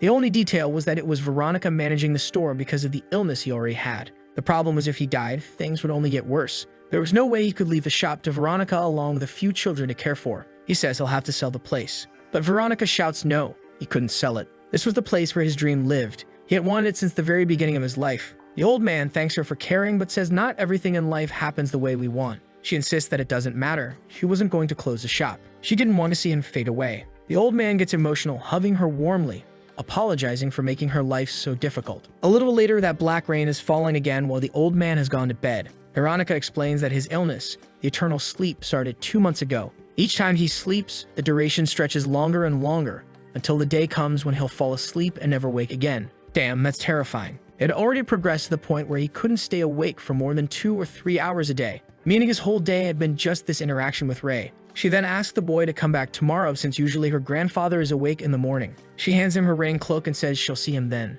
Ray all this time hasn't said a word, but now he remembers the people on the bridge crying. Even if it was hard for him to understand others' feelings, he had gone through something similar himself. He turns back and tells her not to worry, that everything will work out. The girl is left speechless, and he leaves while she thanks him. Walking through the streets, though, he wonders where those guys ended up. He knows the library is on 8th Street, and the one running that territory is some gang leader named Jeffers. The place is empty, so maybe they retreated again because of the black rain. Ray had been planning to deal with this guy soon, but now he'll need to adjust his plan. He runs thinking it might be best to talk with Philip to arrange a meeting with Jeffers. But suddenly, right at the entrance, he comes face to face with 4 hooded figures. That was Kendrick's gang, so what the hell were they doing there? The one on the right asked how long he was planning to keep this up, and the one on the left said the boss usually went on like this until morning. Right then, the protagonist saw Kendrick inside, furious. And damn, he was beating on Philip, who was lying on the floor, while Kendrick yelled at him to stop being such an arrogant bastard, saying that just seeing him made him angry. Then suddenly, there was a loud noise. Kendrick turned to the door, and there was Ray kicking it open, storming in after already knocking out everyone outside. Kendrick demanded to know what the kid was doing there and asked if he had come to negotiate with Philip too. But Philip was in no condition. Ray quickly noticed he had already lost consciousness. Ray had no obligation to stay loyal to him as some kind of business partner, but Philip had helped him in countless ways. And now he felt he had to protect him, because Ray always pays his debts. Kendrick, annoyed, said the boy was impatient. Their duel was supposed to be tomorrow, but if he wanted, they could settle it right now. Ray noticed how much Kendrick had changed in just a few days. His mana heart hadn't just grown, its color was also more defined than before. Things would get complicated if this guy kept getting stronger. Ray told him he wasn't there to fight. He had just heard a noise and came in. But he wanted to know why Kendrick had done this to Philip. Kendrick was surprised, realizing Ray must have also been negotiating with the boy. Probably he had received some shady offer, because that was all Philip was capable of, depending on stronger people just to survive. Then Kendrick lunged to land another punch on Philip, saying he was sick of looking at him. But the protagonist grabbed him by the chest and hurled him across the room. Kendrick, however, landed on his feet and immediately charged again, aiming a punch right at Ray's face. Ray calmly stepped forward and blocked it without any trouble. Kendrick shouted at him to back off, that this had nothing to do with him. Ray told him first he'd have to explain why he was doing this. Kendrick ripped his arm free and said he just couldn't stand seeing disgusting, weak people like Philip. The protagonist asked if he was really beating him up just because he was weak. Kendrick replied that he hated him, that just looking at him made him want to vomit. Ray said that wasn't a good enough reason. Kendrick punched the wall and ordered Ray to step aside, or else he'd end up the same as Philip. He swore he would show Ray what happens to anyone who invades his territory. Ray thought the best way out of this situation was to use that gem, but now that he knew about mana toxicity, he couldn't overuse it.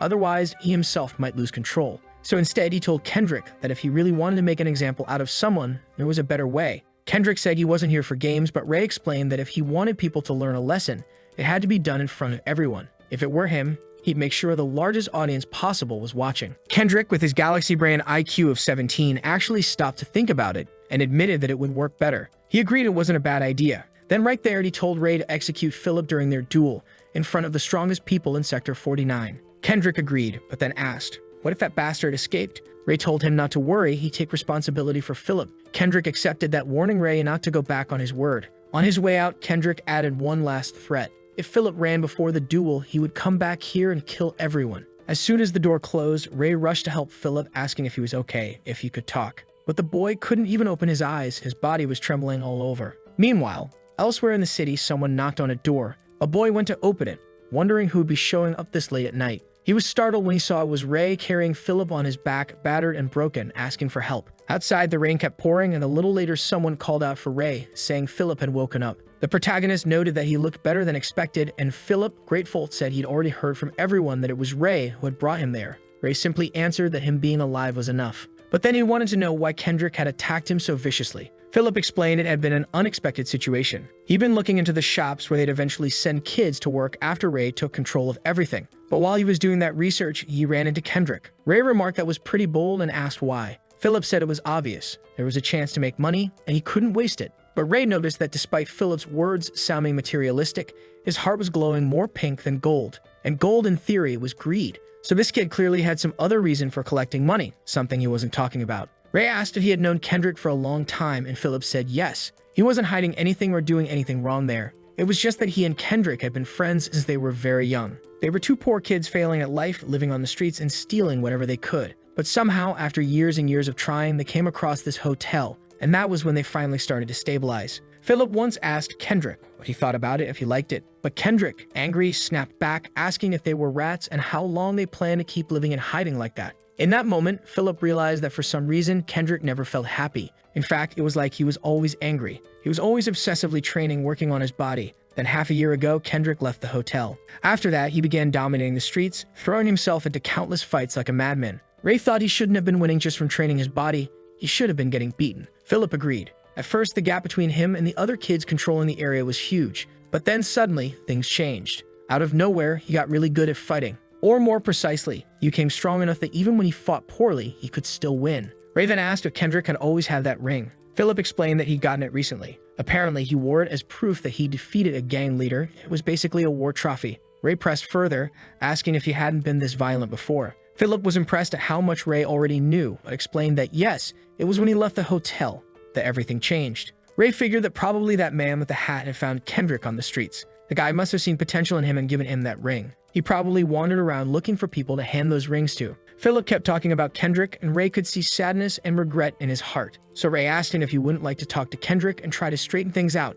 They were old friends, so why not try to wake him up to reality? Surprisingly, Philip looked hopeful and said he would do it. Risky though, considering the last time he saw Kendrick, he almost died. Ray told him he could come along to the fight. After it was over, he'd get the chance to speak to his old friend. But Philip shook his head and said that was impossible. He wasn't allowed into that area. Only people affiliated with one of the 3 gangs had the right to participate. Someone like him, just a kid running a small hotel, had no right to be there. Ray, however, told him not to worry. He'd already arranged it. Kendrick himself had agreed to bring Philip in. Philip thanks him, but Ray says he's going too far, because if he loses, the boy is going to be executed publicly with everyone watching. Right away, Philip wants to know, wait, what's this about being executed? Ray confirms it. Yes, that's exactly what it means. If he loses, his friend dies. Philip asks if he's joking, but Ray says he isn't. Philip nearly collapses. He was about to be executed. But the protagonist insists there's no way he'll die because there's no chance he'll lose to Kendrick. To him, this was the perfect setup. Not only would he take control of a lot, but he'd also have Philip indebted to him. Philip, encouraged, agrees to go along with it.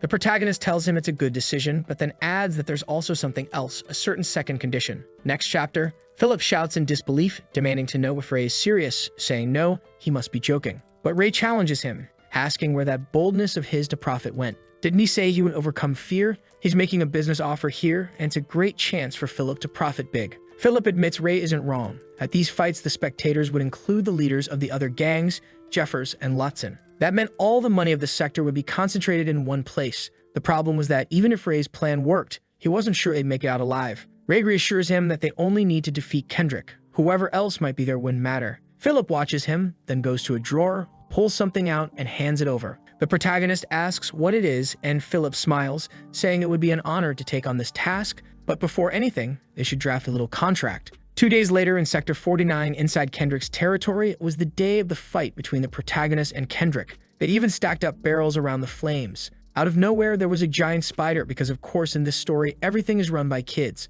The 2 of them stood facing each other as the announcer introduced Ray as the hunter of the 50, apparently there to challenge the leader. The crowd, however, shouted that it was impossible. Kendrick would definitely win. Bets started being placed, and naturally, almost everyone was putting their money on Kendrick, which was a problem for his backers because with odds like that, the payout would be tiny. Someone in the audience said only a fool would bet on the kid out there who had no chance of winning. Besides, they weren't even there to make money. They came to see the arrogant boy get beaten. In the arena, Ray observed the red aura of violence and the gold of greed swirling around. Kendrick wanted to know why he was alone. Where was the person from the promise? Had he ignored the warnings? Ray told him to relax, the boy would arrive in time. And right then, the doors opened with someone wheeling Philip in. The crowd was shocked, confused at the sight of him there, wondering if he was about to interfere. Kendrick, however, ordered them all to shut up and announced that he had invited Philip. After all, once his fight with Ray was over, Philip would be the next source of entertainment. The boy just smiled and exchanged a look with Ray, the 2 clearly sharing a plan. When Kendrick declared it was time to start the fight, Philip interrupted, saying to wait. He was there to place a bet,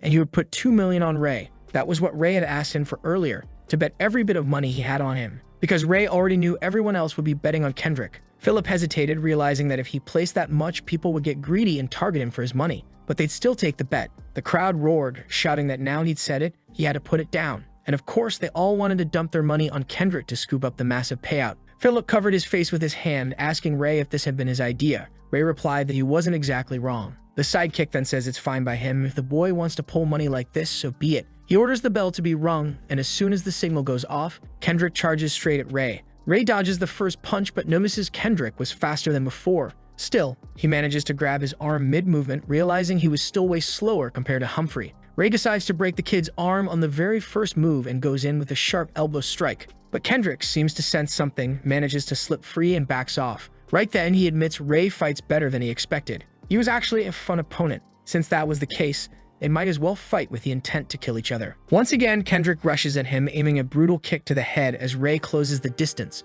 Ray ducks under the kick, tries to land a punch, but Kendrick dodges too. The crowd in the arena is impressed.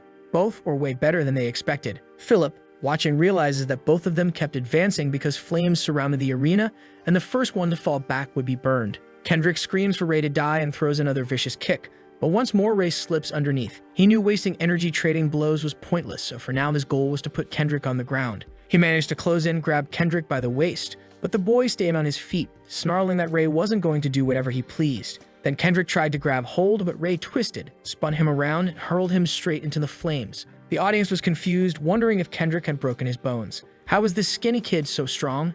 Everyone started whispering that Kendrick wasn't getting up. At this rate, he was going to lose. Then Kendrick slammed his fist into the floor and cursed them all. His mana flared and his heart grew even redder. He shouted that there was no way he could lose to trash like Ray and launched another attack. He swung a punch that cracked like a whip against the side of Ray's head. The protagonist realized every one of Kendrick's strikes carried insane power, and if this kept up, it wouldn't end well for either of them. He remembered what Niles had told him, that in a straight brawl, weight usually mattered most. And now, even with Ray summoning a barrier, Kendrick's sheer strength was making his defense useless. But Niles had also explained one way to overcome the weight difference: a joint lock. Classic jiu-jitsu. Ray slipped forward, spun into a fast breakdance-like movement over Kendrick, locked onto his back and clamped a chokehold around his neck while wrapping his legs tight. Kendrick cursed him as a bastard, while Ray told him to just accept defeat. But Kendrick only grew more frenzied as his ring glowed an even deeper red. Then Ray noticed something was wrong. Kendrick stood up with Ray still clinging to him. At this rate, Kendrick was going to destroy himself, burning through his own body. Somehow, though, Ray flipped him over and slammed him down, yanking at his leg. The ring started to dim, and Ray ripped it off his hand. The crowd was completely bewildered. It looked like Kendrick had passed out. No way their leader had fallen like this. And what was going to happen with all the money they'd bet? Ray was sure Kendrick wouldn't be moving for weeks. Damn, what did you do? Break his leg. At that moment, Philip rushed in, calling out to Ray, who was already scooping up Kendrick's betting money. Ray said he'd be holding onto it so nobody tried anything stupid. Philip realized then that Ray had been after the money from the very beginning. But suddenly, Kendrick staggered to his feet behind them, growling that it wasn't over. He wouldn't lose his money, and he wasn't weak, but he'd clearly taken a heavy blow to the head. The whole crowd turned on him, pelting him with trash, shouting that he was filthy and that they lost their money because he fought like garbage. Damn, the crowd tears into the kid too. And now, right, the boy who was just twitching out is losing his mind at the sight of it, screaming for them not to look at him like that. Without the ring burning anymore, he grabs a bucket, hurls it at everyone, and shouts for them all to go to hell. People are running, yelling that the place is about to go up in flames, while he laughs like a psychopath, saying only ashes will remain. The scene looks like it was drawn with stick figures, shadows fleeing while Kendrick stands in the middle, laughing like a madman, until he suddenly collapses on the ground like an idiot. At that moment, the protagonist realizes one of Kendrick's mana hearts has crumbled. He won't be able to move anymore. The problem is, if Ray tries to save him, they might both die. He's about to leave when he sees Philip stepping in to help the idiot. All right, his friend. Damn it, Philip. Just toss him into the flames and let him burn. But no, there he is, Philip, all 31 kilos of him, trying to save the guy who ruined everything for everyone. So now the protagonist asks if Philip is planning to put him back in the wheelchair. Philip replies that he thought Ray was leaving already, so what was he still doing there? Ray asks himself the same question, though he's more interested in why Philip, who nearly died at Kendrick's hands, is now trying to help him. Still, Philip, wobbling, begs Ray for help, and Ray, sighing, decides fine, he'll carry this idiot out. Now here's where it gets confusing. Philip tells Ray to take Kendrick instead. The protagonist asks, and you? Philip says Ray can just keep his share of the winnings since he knows carrying out 2 people would be too much. He's fine staying behind, which obviously makes it sound like he's ready to die there just because Ray can't carry them both. What nonsense. Kid, you're standing on your own 2 feet. You literally just helped someone else stand up. Put one foot in front of the other and walk out of here. Author, come on. I know I'm no great writer myself, but you could have at least broken Philip's leg if you wanted the drama to make sense. Him standing there saying this doesn't add up. Anyway, ran over. The protagonist remembers what Niles once told him, no boy, you have to see a better life. You have to help people. So he asks the idiot, Are you going to stand there, or are you leaving, dumbass? It's not worth risking your life to save Kendrick. You're good at calculations, aren't you? Then let's go. But Philip admits he didn't calculate things properly. He acted on impulse. He just wanted to save Kendrick. Kid, all you did was pick him up off the ground. That's your big save. Ray interprets this as being the same kind of situation he went through with the children from the orphanage that were wiped out by the golem. But honestly, the numbers don't compare. Back then, it was kids smiling, handing out donuts, and Niles laughing with them. Those poor kids ended up wiped out. Still, Ray thinks that maybe if he had pushed himself harder and given more to those people, he could have saved them all. Then he realizes, no matter how hard he tried, it wouldn't have been enough, which logically is true. Back in the arena, Philip asks if the protagonist will help him too. Ray says of course he will. Besides, they should stay in this section because it looks like the fire isn't spreading here. Suddenly, Ray rips off his shirt and says the biggest problem now is inhaling too much smoke. He starts using a spell, probably to purify the air. Philip, confused, stares, but Ray just tells him to cover his mouth with the shirt. Philip obeys, realizing this is why Ray seems so fascinated with magic. If he could create water, maybe it really could escape the flames. But Ray warns him there's a limit to how much magic he can use. But now Ray wants Philip to answer what he thinks a friend really is. Of course, the boy wants to know why that even matters at a time like this. Ray explains that a friend is a friend. Everyone knows what a friend is, damn it. Philip pushes him, saying if he already knows, then he should define himself. Ray answers that a friend is someone you've known for a certain amount of time. Philip's expression shifts, and at that moment he understands why Ray always seems so strange to him. He replies that Ray isn't completely wrong, but something is missing. A true friend is someone who would help you without expecting anything in return, and you would do the same for them. That's what being a friend really means. Although, honestly, a friend is what she calls you right after turning you down. Ray then asks if Philip doesn't regret that at least 3 people die here now. Philip says he understands, but it's fine. He put himself in this position because he wanted to protect someone. Ray reflects on that when suddenly one of the massive steel beams comes crashing down on the 3 of them. For some reason in that moment, he's staring at it, thinking this time he's really going to die. That night, the only thought in his mind was killing that golem. But he doesn't even know why, since he couldn't bring anyone back after they were already dead. He wonders what the point of it all was. And finally, he realizes the truth was that what he wanted was to keep living life alongside them. He raises what seems to be a barrier of wind, and the falling stones and beams are hurled to the sides. Ray realizes that what he wanted right then was the strength to protect them. Philip is baffled, wondering how just by lifting his arms, suddenly nothing hit them. He asks if that was magic, but even Ray doesn't know. He just tells Philip to stay still, and then he uses restoration magic on Philip's legs. He does the same on Kendrick's hand while Philip thanks him. The protagonist, though, is only doing this because he knows he'll need both of them to solve some problems later. On top of that, he wants to test the limits of white mana. Philip then asks what they're supposed to do now. The fire isn't going to stop. Ray says they'll get out, but Philip calls it madness. Did he have another spell up his sleeve? Ray answers no. All they have to do is wait until the fire has nothing left to burn, which basically means they're not leaving. They're just staying put. Outside, the NPCs are baffled. Their whole base was burning down in front of everyone. The donut eater in the group says it's Kendrick's fault for being a failure and setting everyone on fire. Looks like this was the mana of another gang. He waves goodbye, saying they can deal with this mess themselves. The kid keeps cursing at Jeffrey and Lotson. Everyone abandoned the group. Meanwhile, a few kids are crying too, probably the one who had brought Philip since he left him behind. But suddenly, he stops crying. Through the smoke, something starts to emerge. All-Star busts through the wreckage, and the kid points, shouting that someone's coming out of there. It's Ray's silhouette, and right behind him are the other 2. Obviously, they all survived. Out of nowhere, Ray already calls for a fight, saying that anyone who doesn't accept the result of the duel can settle it with him.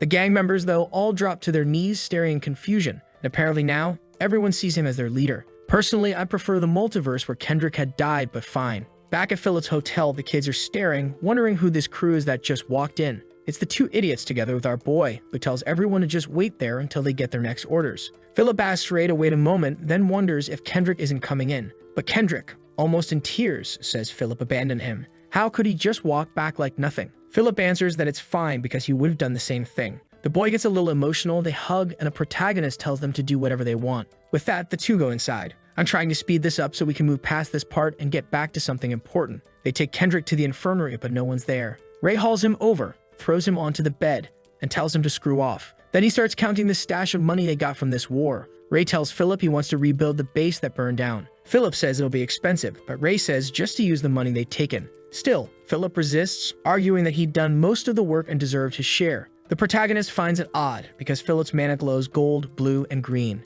He asks if Philip's worried about him, but Philip says no. He knows Ray is the strongest in Sector 49. He just thinks splitting the money fairly is the right thing to do instead of Ray burning through all his own share to rebuild everything. Right then, one of the kids bursts in, saying the other gangs had shown up with their subordinates. Philip is shocked, but Ray is eager to deal with it. He knows these two gangs will just keep being a problem. He swings the door open, saying they'll get their share of the dividends right now. Outside, Lotson on the left says he thought they had died, and Jeffrey on the right, bald-headed, demands to know how they survived that fire. Of course, they were both there because they weren't happy that Ray's crew had walked away with all the betting money. They accused Philip of rigging the fight, cheating everyone, and that's why they were demanding the money back before things escalated into a brawl. Ray admits they're right. Some of the money did belong to them. He tosses them a single coin, saying that's all that was left of their bets. If they wanted the rest, they'd have to take it by force because that's how things work on the street. The bald one loses his patience. Ray immediately tells Philip to head back to the building work. The two leaders rush in to attack, even though Ray knows his body isn't in the best condition right now. But that doesn't matter, because in that instant, he slips his finger into the ring. Suddenly, power surges, his arm lashes out and shatters both their weapons. The two are left stunned, unable to understand what kind of monster they were fighting. Ray charges, grabs them both by the face and slams them into the ground. Aura farmed. The kids in the background are trembling and Ray orders them to come at him, and they obey. I honestly thought they'd back off, but no, everyone advanced. Now the boy is finally starting to snap, going wild, finger on the ring, beating them all down. The people watching think it's insane. How was he fighting against so many alone? One of the gang members, now fully healed, shouts that Ray is incredible. Another quickly warns him not to say that. Their leader is Kendrick, but the first one shoots back. Kendrick was beaten to a pulp by this kid. Another voice rises, yelling that everyone needs to face reality. They were all sick of Kendrick doing whatever he wanted. Everyone had been beaten by him before, and seeing him crushed by the hunter was actually the best thing that could have happened. In the middle of this, the bald leader of the rival gang yells for everyone to split up, storm the hotel, and beat everyone inside. That shocks the protagonist. He knows he can't hold them all off, and in an instant, the kids are already bolting in panic. But then Ray pulls on red mana and shouts, ordering everyone to stop. The kids who used to obey Kendrick realize maybe that those orders were meant for them, so they jump in. The ones trying to storm the hotel don't understand why this is happening, but now they're the ones getting slapped around. What follows looks more like a daycare brawl where nobody's actually getting hurt, while Philip and the rest of the useless bunch upstairs just watch. I don't even know how many kids are in this place, but suddenly some of them drag out a giant sugarcane stalk like they're staging some kind of medieval invasion. What's going on here? Inside, the kids are panicking, shouting that lunatics are charging, and one swings down a hammer. Or not, Ray catches it mid-swing, declaring that today nobody is invading this hotel. Everyone is confused. 1 second the boy is standing still, and the next he vanishes, blocks the attack head-on, and is suddenly holding off multiple attackers at once. Then bracing with both hands, he throws them aside in a move like some ogre strike, and the kids go flying. Philip wonders how this is even possible, while Ray just stands there farming aura, glaring until everyone scatters. It was time to win by sheer intimidation, because his energy was running out. That's when the crowd bursts into cheers. Hunter, you're amazing. My God, you're incredible. Ray looks into their hearts, wondering what emotion this was. He had no clue.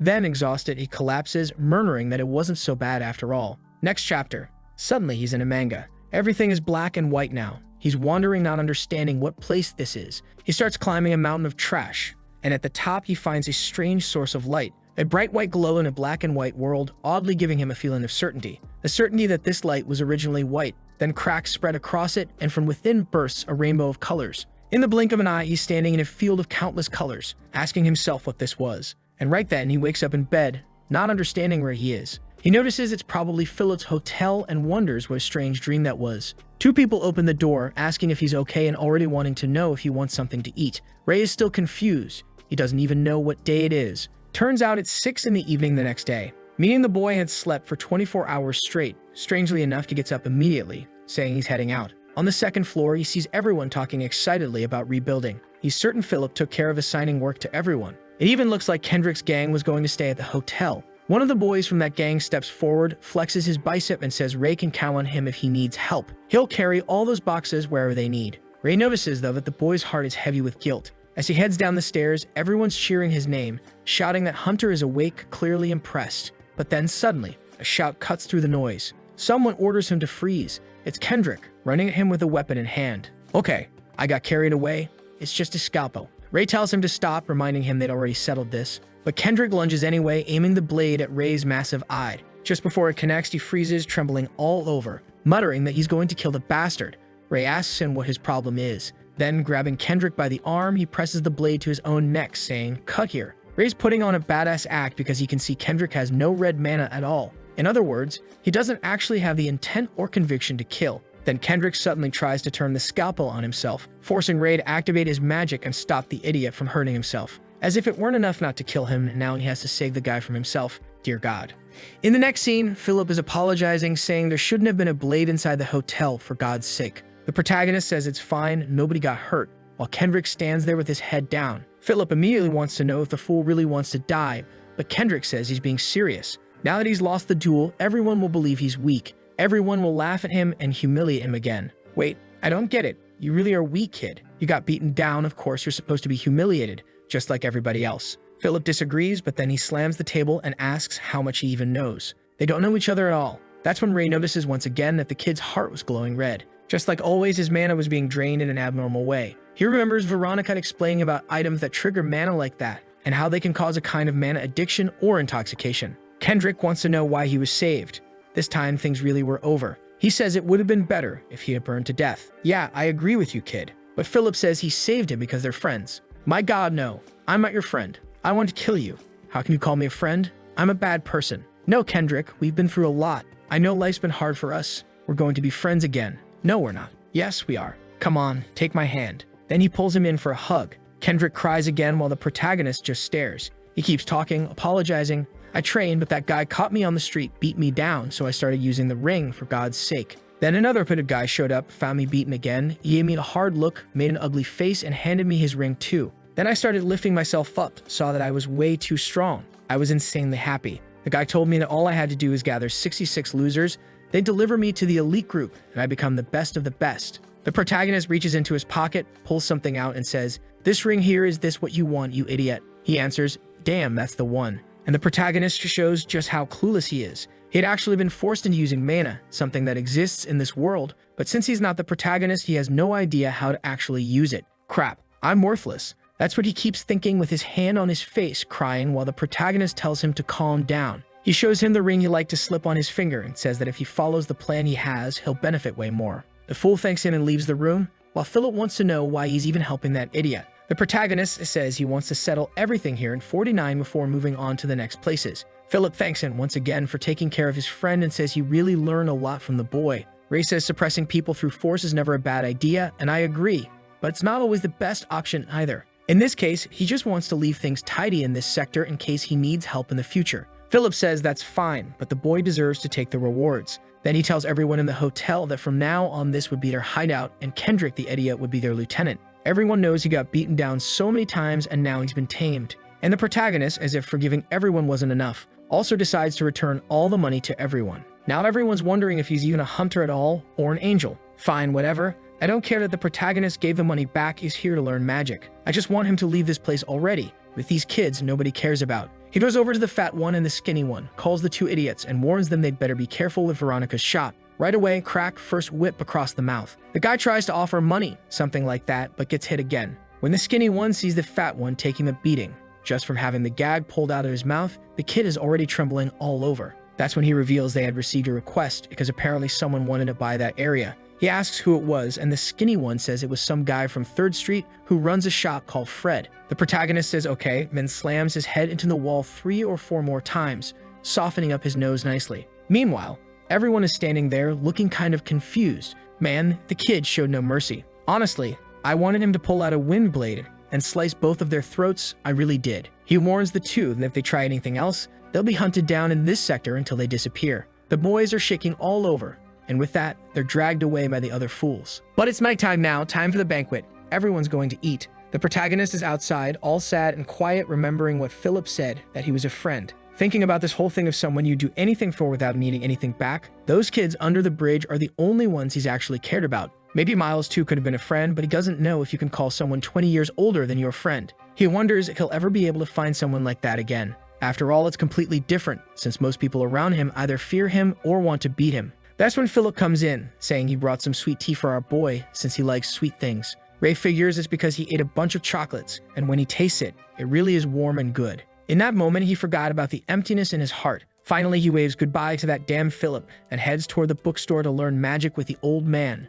who's way cooler. Veronica greets him good morning and says she was worried. He hadn't shown up for several days. She and her grandfather had been waiting a long time. Her expression changes the second she sees our boy all bruised up. She wants to know if he's been fighting, but he says it's nothing serious. Still, she starts crying, saying there's no way he's fine when he's that beat up. Ray can only think that her mana circle was beautiful, like a gentle little sun. And he notices that before, he couldn't really see that feeling clearly. Maybe he's even improving his ability to see mana. Veronica is making a little mana ball to heal him, but he snatches it away and tells her it's fine, he already healed himself and she doesn't need to poison herself with mana because of him. She's a bit surprised that he knew, but he says it's fine. He just wants to go talk to her grandfather. As he climbs the stairs, he suddenly turns and asks out of nowhere if she considers him a friend. Poor girl is left kind of confused. Friend? Out of nowhere. What are you even talking about? Ray realizes maybe everyone has their own criteria for what counts as a friend. She's focusing hard, thinking that he's a savior who's already helped her twice. Besides that, she does feel a certain sense of affinity, though they haven't known each other for very long.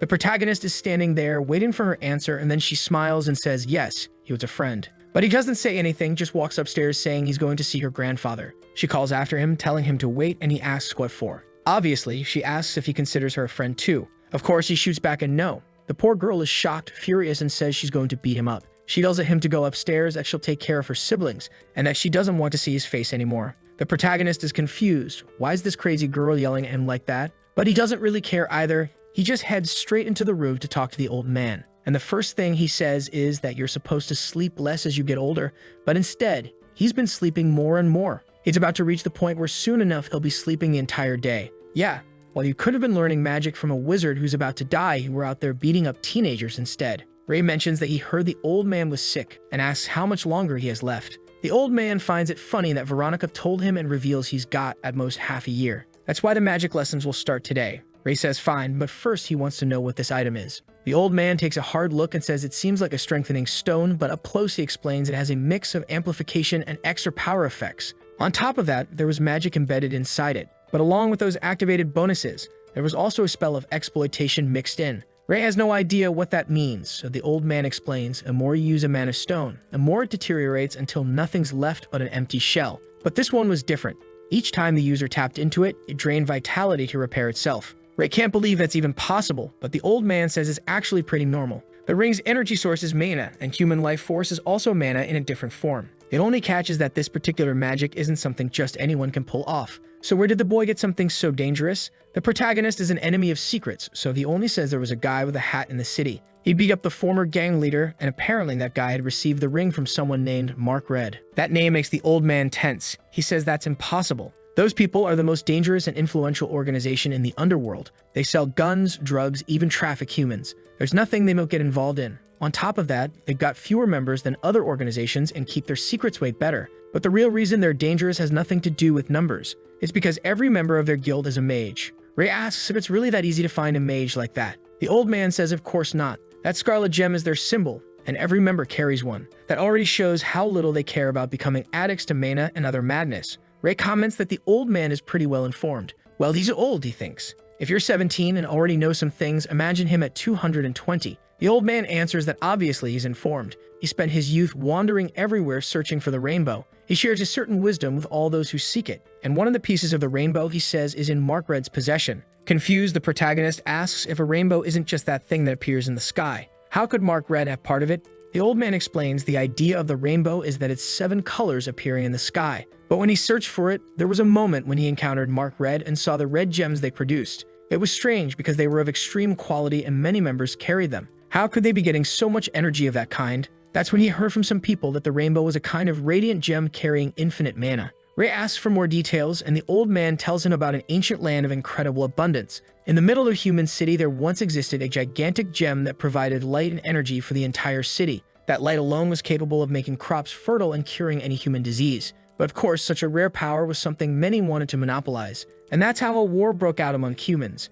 And in the end, the so-called rainbow was shattered into 7 fragments and scattered across the world. The protagonist understands that one of those pieces of the rainbow is in Mark Red's hands. The old man had wanted to study the magic that so many people talked about, but that organization has always been far too dangerous. Ray is sure that the guy he stole the stones from in Mark Red might be some kind of executive or just a random member. What he doesn't know yet. From now on, one of his goals is to really investigate those people. There has to be some lead about the rainbow, assuming they really do hold a piece of it. The old man already says he can tell the boy is about to throw himself into something extremely dangerous, but no matter what he says, nothing's going to stop him. The protagonist just nods, and the old man says he respects that resolve. He hands the ring back and says that's all he knows about Mark Red. What else was he trying to find out? Ray asks if it's possible to deactivate the negative magic inside the ring. Sometime later, Veronica walks in. The grandfather says that from now on, since they have a new student, they'll have to start from the basics. Veronica agrees, and the old man explains that the first lesson will be about forming a circle. Even though mages can use magic from the atmosphere, addiction to mana is a problem they have to learn to handle.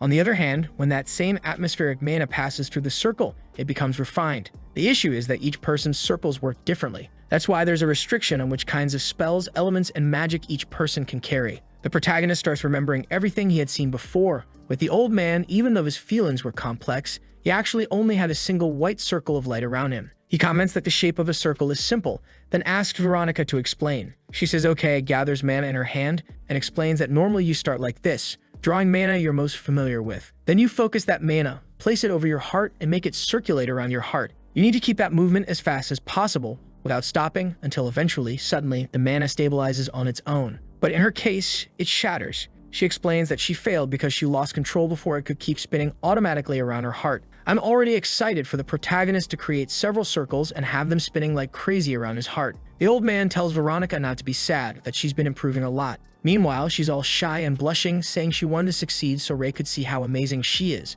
But now she's embarrassed. The grandfather then tells the protagonist to pay attention, and Ray says fine. He closes his eyes, and when he opens them, he sees the human world around him again. First, he needs to draw the mana he feels most familiar with, but for him, any of them are fine. He gathers it in his hand, places it around his heart, makes it start spinning, accelerates it, and suddenly there's wind blasting everywhere while he stays concentrated. Veronica is shocked, and the old man is half in disbelief. Ray feels like his body is about to explode, but even so, he knows he has to endure it, because if he wants to avenge the people from under the bridge, he has to become as strong as possible. Suddenly, he opens his eyes, wondering if the circle disappeared. But in his heart, he can feel something spinning around him. The bastard had made the circle on his first attempt, of course. Finally, something about magic instead of dealing with those kids. He can't believe it actually worked. Veronica takes his hand, says he's incredible, and asks how he managed to form a circle. The boy was a genius among geniuses.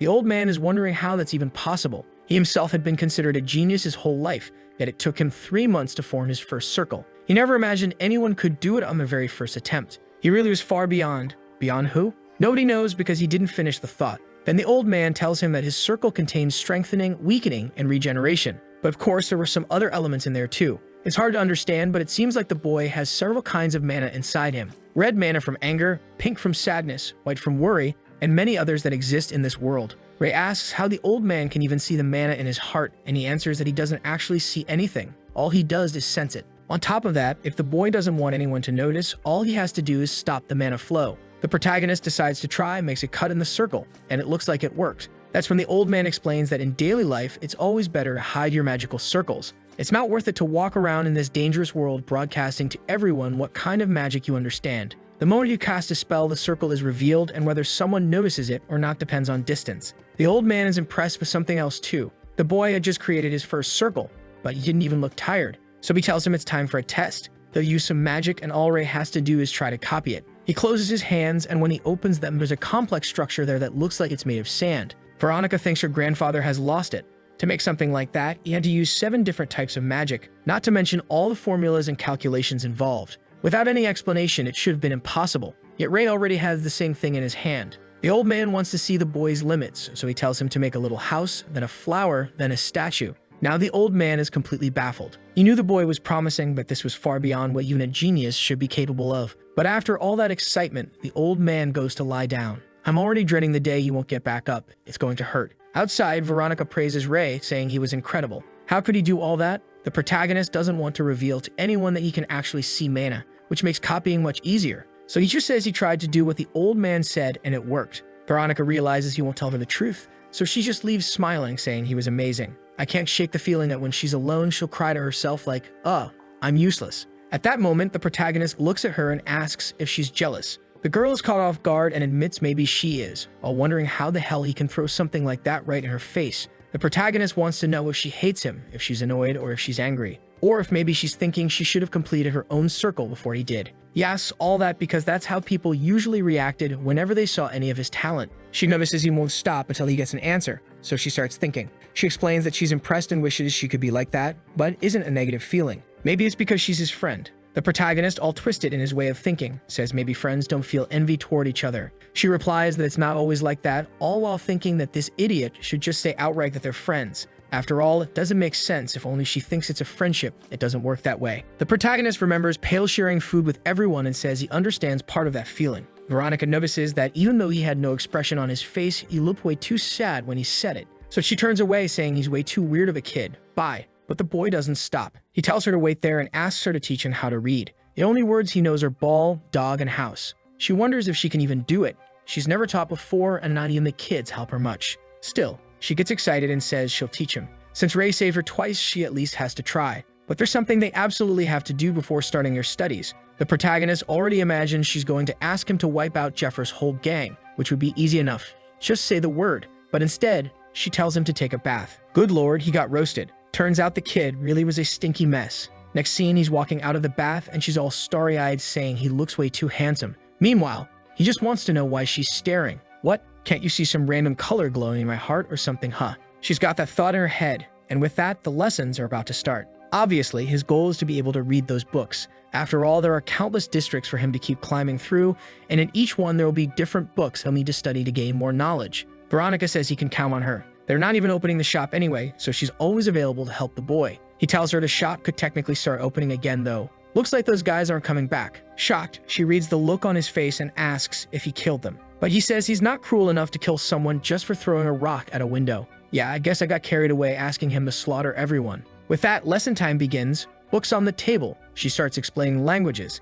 This and that. He wants to know how long it'll take to study, and she says at most a month. He says fine, he'll give it his all. They start working on some math problems or something. She gives him exercises, but he breezes through them, says he's finished. I thought he'd get them all right, but she shows him he missed just one. At that pace, they might finish even faster than she thought. But then the class ends for the day, and she says she wants to ask him something. She wants him to watch while she tries to make a circle to see what she's doing wrong. He figures it won't help since he has no idea what he could even teach her, but she says it's fine. She just wants him to watch. If he happens to notice something, he can say it. If not, no problem. As payment for teaching him, he agrees and she thanks him. He then asks if he can read some books, and she says sure. So he starts with the dictionary. The little tough guy, huh? Wants to learn the words. Actually, he's just looking for one word, and that word is rainbow. What did you think it was going to be? She says she doubts he'll be there anyway, because the way he uses the term rainbow is tied to mage stuff. At that moment, he's already using magic to pull a little book into his hand and then several more. Damn, what was that? He notices it's been getting easier and easier to use his mana lately. He can't wait to get back to the carriage where no one's watching so he can test all kinds of things. Right now, inside his magic ring, there's red mana, light pink mana, and white mana. The light pink mana from the environment was tough and difficult to manipulate, but once refined in the ring, it became as easy as any other. He's eager to experiment more and more to learn new spells. What he doesn't realize is that the difficulty he feels with the light pink mana is because it represents sadness, something that after that tragedy, he developed a kind of aversion to. Sometime later, just like Veronica said, he finds nothing about the rainbow, but suddenly, he reads something that looks important and runs out, saying he's got something to do and he'll be back. At that moment, he's already leaving, saying now he knows what that guy with the hat was aiming for. Like any proper mage, what the man wanted was an offering, rituals where animals or people are sacrificed. And now it's clear why he wanted 66 children. All of it was somehow tied to that strengthening ring. And most likely, the magic of the ring was forcing Kendrick to push himself harder and harder to reach that number. That guy was just waiting for Kendrick to deliver the good news of success. All of a sudden, the protagonist is sitting in front of a banquet. He went to a restaurant, and now that he's famous in town, the kids are bringing him everything. Ah, this is that same shop where the guy with the hat always goes. One of the kids says he saw that man passing by and smiling, saying something about how the time was almost here. Ray decides he's going to have to deal with this. So off he goes, boldly heading back to the man's base again. Down there were clues connected to Mark Red, and he couldn't waste the chance to investigate. He isn't sure what the best option will be when suddenly a couple of guys come from the left. They're hiding under the stairs, talking about how they punched somebody, when Ray puts a hand on one of their shoulders. The guy spins around ready to throw an elbow, until he sees it's the protagonist and freezes in shock. Right away they turn friendly, asking how he's doing, what's the problem,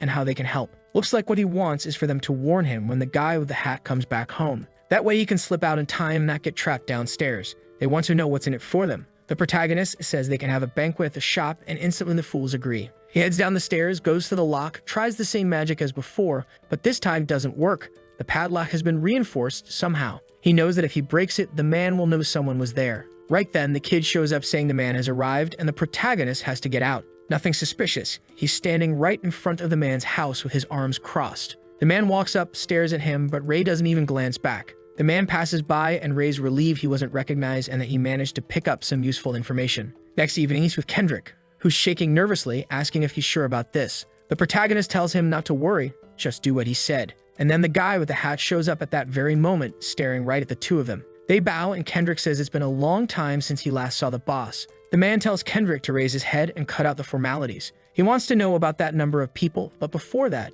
he wants to know who this kid is. Kendrick says he's a newcomer who recently got the title of vice leader. Thought it'd be good to introduce him, so he brought him along. The man tells the boy to raise his head and asks his name. Creative as always, the protagonist says his name is Niles. The man looks at him, then says fine, he should just work hard. The protagonist is glad it seems the bastard didn't recognize him from before. Inside, the man with the hat asks how many people they have. Kendrick says he's been working hard and managed to gather 63. The man says he doesn't want any weaklings, and Kendrick promises he's only picking the strong ones. Suddenly, the guy bursts out laughing like a maniac, saying Kendrick really is doing an amazing job. Once they reach 66, all they have to do is bring everyone to the organization. Kendrick, all excited, says he can't believe he'll be part of such an incredible group.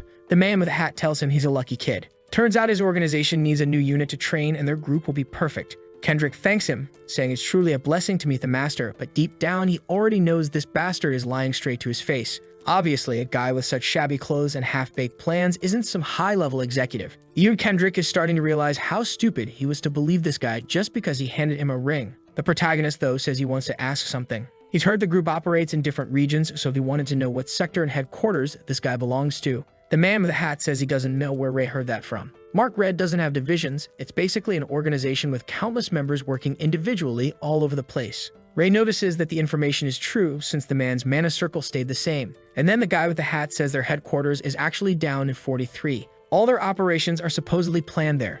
Yeah, sure, you're trying to lie. But our boy catches it right away because the man's mana wavered. Ray just says fine, then asks what the boss looks like. The guy with the hat freezes, starts thinking about the boss, and trembles all over. He only mutters that the boss is someone incredible. Someone like him in the organization would never even have the courage to look in his direction. That's how terrifying and amazing he is. Ray can tell it's a mix of admiration and fear. The man then says he knows the kids are gathering there in 2 days and announces that he'll be coming to check on how things are going. And right then, Ray sees mana leaking from his hand and seeping into the ground. It wasn't much, but in a strange way, the guy had started forming a magic circle. Clearly, the whole place was going to be used for something. The man pulls some stones from his pocket, and Kendrick wants to know what they are. The guy says there's something incredible. The stones float into the air, and Kendrick asks Ray if this is okay. Ray tells him yes, nothing to worry about. The stones fly to different corners of the magic circle, which seems to solidify completely. The man tells them not to be afraid. It's just a ring with the same mana as Kendrick's ring. Then he orders them to watch over the place and make sure nobody causes trouble. He also warns Kendrick to guard the ring he received as if it were his very life and never lose it under any circumstances. Kendrick, wearing the ring, nods and says fine, he'll keep that in mind. Walter then leaves, saying he'll be back in 3 days. The door shuts and Kendrick collapses in shock, asking what that guy is planning. Ray answers that's exactly what they need to find out. But for now, Kendrick should head back to the hotel, because there's something Ray has to handle here. From above, Ray watches the magic circles, trying to figure out what they are. He decides to sketch everything down because he knows someone who might have an idea. The next day, of course, he shows the circle to the old man, who immediately asks if what was drawn had any connection to the Mark Red executive. Ray notices the old man caught on instantly and admits yes. The old man warns him to be careful because he's gotten involved with something truly dangerous. What Ray had seen was a magic circle, something that drastically amplifies the power of a spell. It's a difficult technique that only a handful of people can use, and the one Ray drew was a perfect magic circle. What surprises the old man is that the boy sketched it flawlessly without any training at all. That's because magic circles condense an absurd amount of mana into a tiny space. Because of that, trying to grasp each inscription through sensing mana is extremely difficult. But for our protagonist, it wasn't. He just drew it,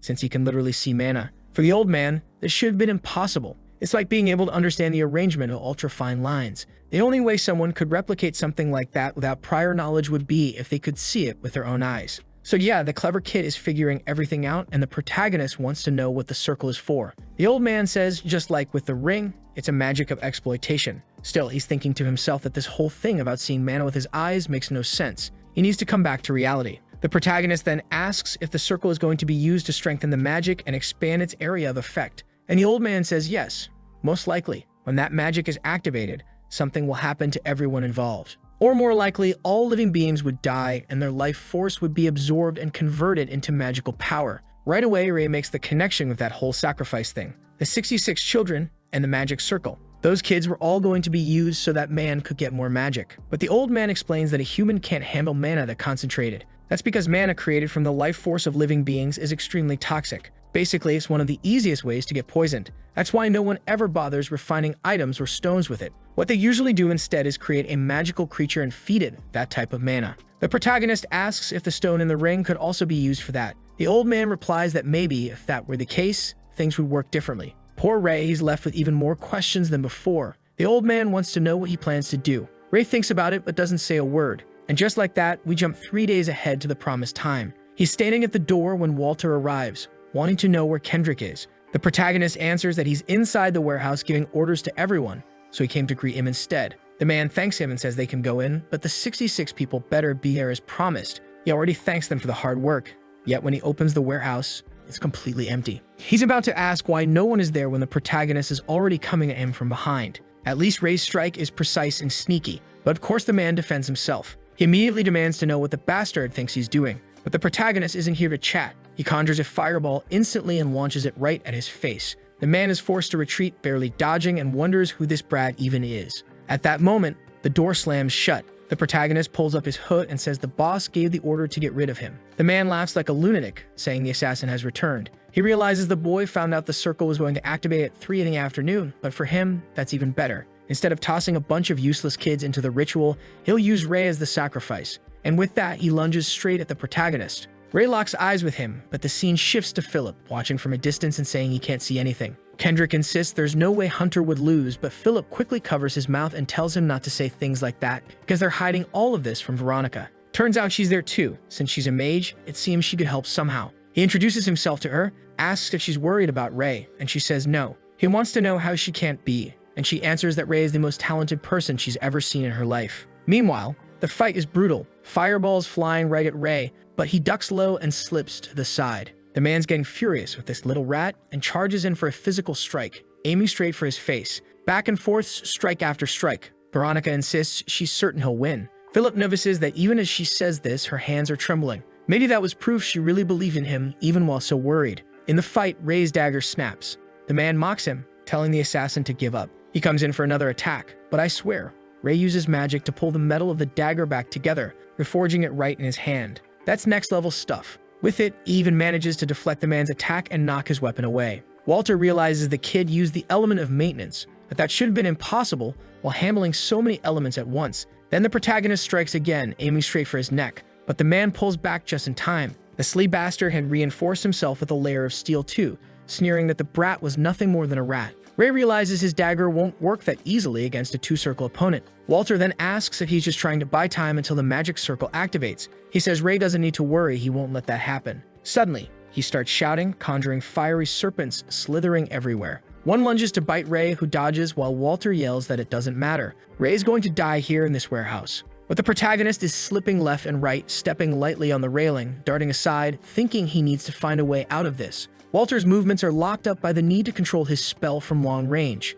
So Ray decides maybe the answer is to go on the offensive. He channels mana beneath his feet and launches himself forward. Walter laughs, saying it's ridiculous if Ray thinks he'll miss and end up struck by his own serpent. But Ray has other plans. He already knew it'd be hard to be a mage with more circles, which is why he talked to Veronica beforehand. He slams the ground, sketching a magic circle that erases the serpent and ruins Walter's spell. The clever kid had learned how to draw circles from Veronica, and now Walter is left drenched, scorched, and shaken. He can't understand. A circle from a level 1 mage shouldn't work like that. Ray just tells him to get ready and with full swagger, sends a water pillar crashing down on him. What's this? The kid is building an aura now. The whole place is swept clean, leaving only Walter, soaked and pathetic, in the center. 3 minutes remain before the circle is set to activate. Suddenly, Walter gets back up, saying he has to leave, that he needs to return to the boss. But Ray warns him to stay put, or that ring will be destroyed. Walter scoffs, saying it's irrelevant. Executives gain things far beyond what normal members do. Ray needs to stall for more time, he's already at his limit.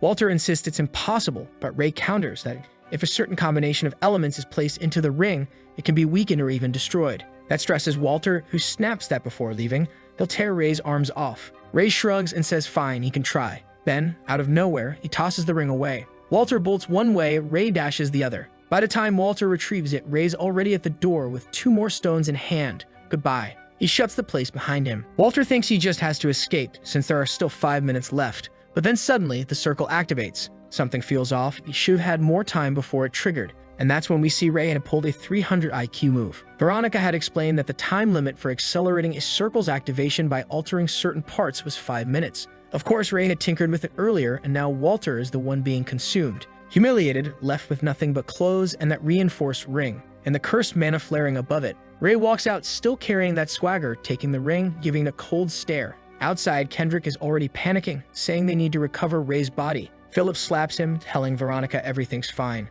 But suddenly she rises, saying she feels a strange mana. Someone was entering a berserker state. The two of them don't understand what she's talking about. They don't know magic. They just see her running off and decide to follow. Then, all at once, she stops. They're confused. Ray's walking toward them, breathing out flames. But it isn't a good sign. Veronica recognizes it instantly as mana poisoning. She says Ray's in danger, and the 2 others instinctively brace themselves. Philip says if the leader's in danger, then they'll have to help the boy, and he charges forward. The kid was already getting beaten before, but now just a flick of Ray's hand sent him flying. And damn, Ray really looked ready to fry this poor kid. It would have been perfect. I mean, it would have been cruel. Philip didn't want him to die, but hey, if he went down with him, that's life. The protagonist was already forming a fireball to throw at him, but Veronica, standing nearby, managed to cast a barrier and broke it apart. She's the tough one here. She tells them the only way to end Ray's mana poisoning is either to extinguish his flames or knock him unconscious. Philip says he understands, grabs Kendrick, who had already fainted like the useless guy he is, and asks her to hold Ray off for 5 minutes.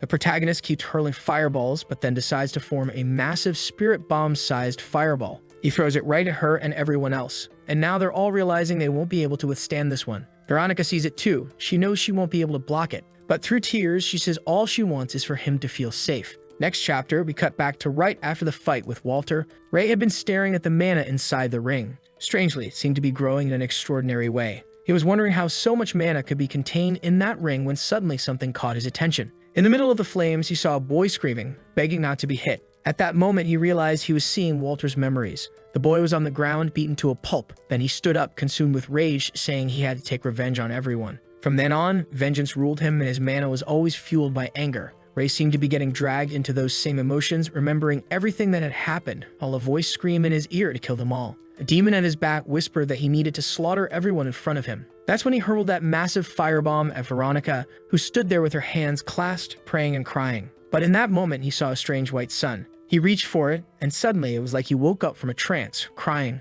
Veronica was right there in front of him. Then the scene jumps forward 3 days. We're in the infirmary, and she's asking our boy for some water. He brings it to her. After taking the brunt of his attacks, she'd been bedridden for 2 days from mana intoxication. Because of that, she now makes him fetch books, take care of the library, and run all sorts of errands, so he's busy going back and forth for her. Sometime later, she asks if he was also affected by mana poisoning, and he says yes. For now, he's not going to reveal that it was because of the ring and the guy's sacrifice. She warns him to stop using unpurified mana, and that's when he finally reveals it. He said he wouldn't, but he pulls the ring out of his pocket. This brat's trying to troll us. He explains that the mana came from another person, and she says her grandfather had already warned her. Mana extracted from humans is extremely toxic and dangerous. He tells her not to worry, he won't use it. After all, if it weren't for Veronica, he would have burned not only everyone else but himself as well. She says thank goodness, and Ray takes the chance to thank her for saving him. But since Ray never thanks anyone, she assumes he's still under the influence of the mana. Then Philip appears, saying he needs to talk to the boy. In a box in the middle of the room are all of Walter's belongings that he had ordered collected. In an old photo from an orphanage, you can see the man with the hat, probably Walter, along with a bunch of kids and another guy in the back. The problem was the photo was old and everyone had their hair covering their faces, looking like a bunch of emo otakus. There was also a notebook of his. Inside were records of missions across different sectors. Sector 38, Sector 47, all marked as complete. He figured those were orders from Mark Red. And in Sector 31, the note said he had to investigate some kind of green gem. It looks like he didn't get any results. In Sector 48, he was supposed to investigate a blue gem, also nothing. Then a yellow gem, an orange one, and again, no results. He's certain now that these colored gems are fragments of the rainbow. And by the looks of it, not even Mark Red knows where the rest of them are. Philip, watching the protagonist, notices that he stumbled onto something important. So he says that since Ray is preparing to leave the sector, they've set aside some money to give him a little help. If he ever needs support, he can always come back. And when the date to leave is set, just let him know and he'll help him get out safely. Thinking about it, this boy went from 50 down to 49. At this pace, good grief, it's going to be 2,000 chapters. This is the new Marshall Peak. Philip is sad because he knows that once Ray leaves, he'll never see the boy again.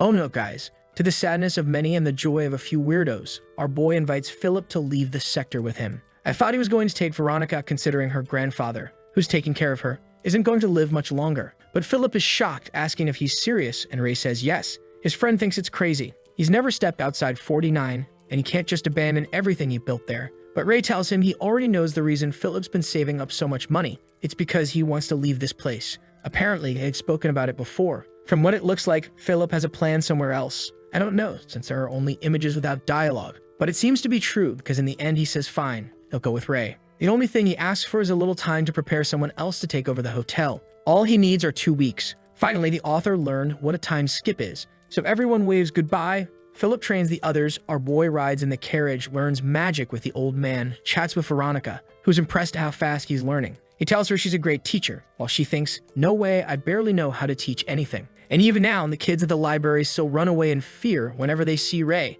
terrified of him. They're scared while he's around, but Veronica explains that once he leaves, they all get excited, wanting to know more about the Great Hunter. Then it's time to switch roles. Veronica starts practicing her circle while Ray observes. She's already much better at manipulating mana, even though he hasn't really taught her anything specific. The only advice he keeps giving is faster, faster, faster. That's all he can tell her. Veronica knows she still hasn't done enough. She needs to improve as quickly as possible, because soon her grandfather will die and maybe Ray won't stay by her side forever. She keeps pushing herself to speed up, saying she wants to live up to everyone's expectations. Then suddenly, both of them are surprised when Ray notices her mana circle, which had been empty before, start to fill. Unlike him though, she succeeds, but is left completely exhausted, with the pounding headache and her body trembling. Still, she's crying with gratitude, saying she only managed it because he was there. Ray, however, is confused. All he told her was to go faster, and that was it. My god. Top 10 saddest moments in the anime. She's thrilled, and Ray tells her to show it to her grandfather. I got this sinking feeling he's never going to wake up again, and I don't know why. She goes up the stairs and tells Ray to come with her. She wants to show her grandfather that everything she achieved was thanks to him. It'll be beautiful for them to show him together. Look at all this joy, all this sparkle. She knocks on the door, calls out that she's coming in all radiant, when suddenly she freezes. The protagonist asks what's wrong. And there it is, the window was open, and her grandfather was collapsed on the floor. Of course, this had to happen right when the girl was at her happiest. Sometime later, the old man wakes up, and the protagonist tells him he took his time this time, 2.5 days in total. The old man smiles and says he really doesn't have much time left. Seeing that there wasn't even a chair nearby, he figures Veronica didn't have the strength to watch him in his final moments. She always had a gentle soul and a light heart. Then he tells Ray he wants to express his gratitude. He forced the boy to learn magic so suddenly, and he knows it all came out of nowhere. Ray says that doesn't make sense, their interests aligned, and that's exactly why he came here. The old man just thinks to himself as always, what a strange child. He then says this will probably be the last lesson. No, Grandpa, don't say that. He asks Ray if he has any questions. Ray apparently decides to confess that he can't feel emotions. The liar shouting, crying, flailing, just putting on a show. The old man says he had suspected as much. Ray explains that in daily life there are very few things he actually feels. He doesn't know if maybe it's some kind of illness. The grandfather replies that a condition involving the heart can also be called an illness. Sometimes people shut themselves off after going through traumatic experiences. But since Ray seems calm about it, his case is probably different from most. Ray tries to think back on traumatic moments to some time when he could feel emotions, but he doesn't remember. He thinks he's always been like this. Then Ray asks what kind of magic his grandfather was using. It always felt like he understood Ray's intentions without him meaning to say anything, almost as if he had the power to read minds. The old man laughs, seeing Ray think that's magic. He explains that all he was doing was reading facial expressions. He tells him that whenever Ray understood some kind of magic circle or sequence, he would give a small smile at the corner of his lips. When he was confused about certain emotions, his eyes would sharpen a little. Right now, for example, he can tell by the way Ray is looking at him that he doesn't really understand what's being said. All of those are subtle signs, but they still show what he's feeling. He suggests Ray could try learning to read people's expressions too. Maybe that could become its own kind of magic he might eventually master. But Ray says he thinks it'll be very hard. Everyone's face just looks the same to him. After that, he goes down the stairs and sees Veronica sitting on a table. He calls out to her and tells her there isn't much time. Straight to the point, wasn't he? Veronica is afraid to see because she knows that once she does, it'll be real. This will be the last time. But Ray tells her this is her final chance to speak to her grandfather, and she won't ever get another. So she rushes past him, opens the door, and sees the two children crying. The old man calls out for her and celebrates that she finally came. Proud, she tells him she finally managed to build her magic circle. She holds his hands and says he once held her hand the same way and told her not to worry. He had said she wouldn't have to suffer from the cold anymore or go hungry. She had been so happy when he told her to move in with him, and now he didn't have to worry anymore because he had taught them all enough. The grandfather says he has no regrets. He knew how strong the children here were, and was happy to have met them all. We cut to the funeral. Veronica even spent all the money she had to build a beautiful grave for the old man. With that, the children go to bed, and she closes the door. She thanks Ray, saying it would have been hard to carry him alone. The protagonist notices he still hasn't shed a tear, but her mana vessel looked like it was about to burst. He couldn't quite understand what expression that was supposed to be. He remembers his grandfather telling him to learn how to read people's expressions. He notices Veronica's mouth tightening, and beneath her hair sees her crying. When Ray finally understands what she's feeling strangely, he also starts crying and gets confused. He hadn't intended to feel any sadness. At that moment, Veronica collapses on the floor, sobbing, but our boy hugs her, remembering that Niles once did the same for him, and it made him feel better. Even if he didn't fully understand the emotion, he had a sincere desire to comfort her. The next chapter begins with Philip placing a hand on Kendrick's shoulder, who's crying, telling him he hopes he returns soon. The two of them get into the carriage. The protagonist glances in the mirror and comments that it seems they're not leaving today. He invited them, but wasn't sure if they'd really want to come. We then see a little earlier Veronica surprised, wanting to know what this business about leaving together was. And he had said yes, he wanted her to come with him and Philip. Considering she knew all the theory, even human circles, she'd be a huge help. On top of that, she carried that strange white sun, a kind of human he'd never seen in anyone else.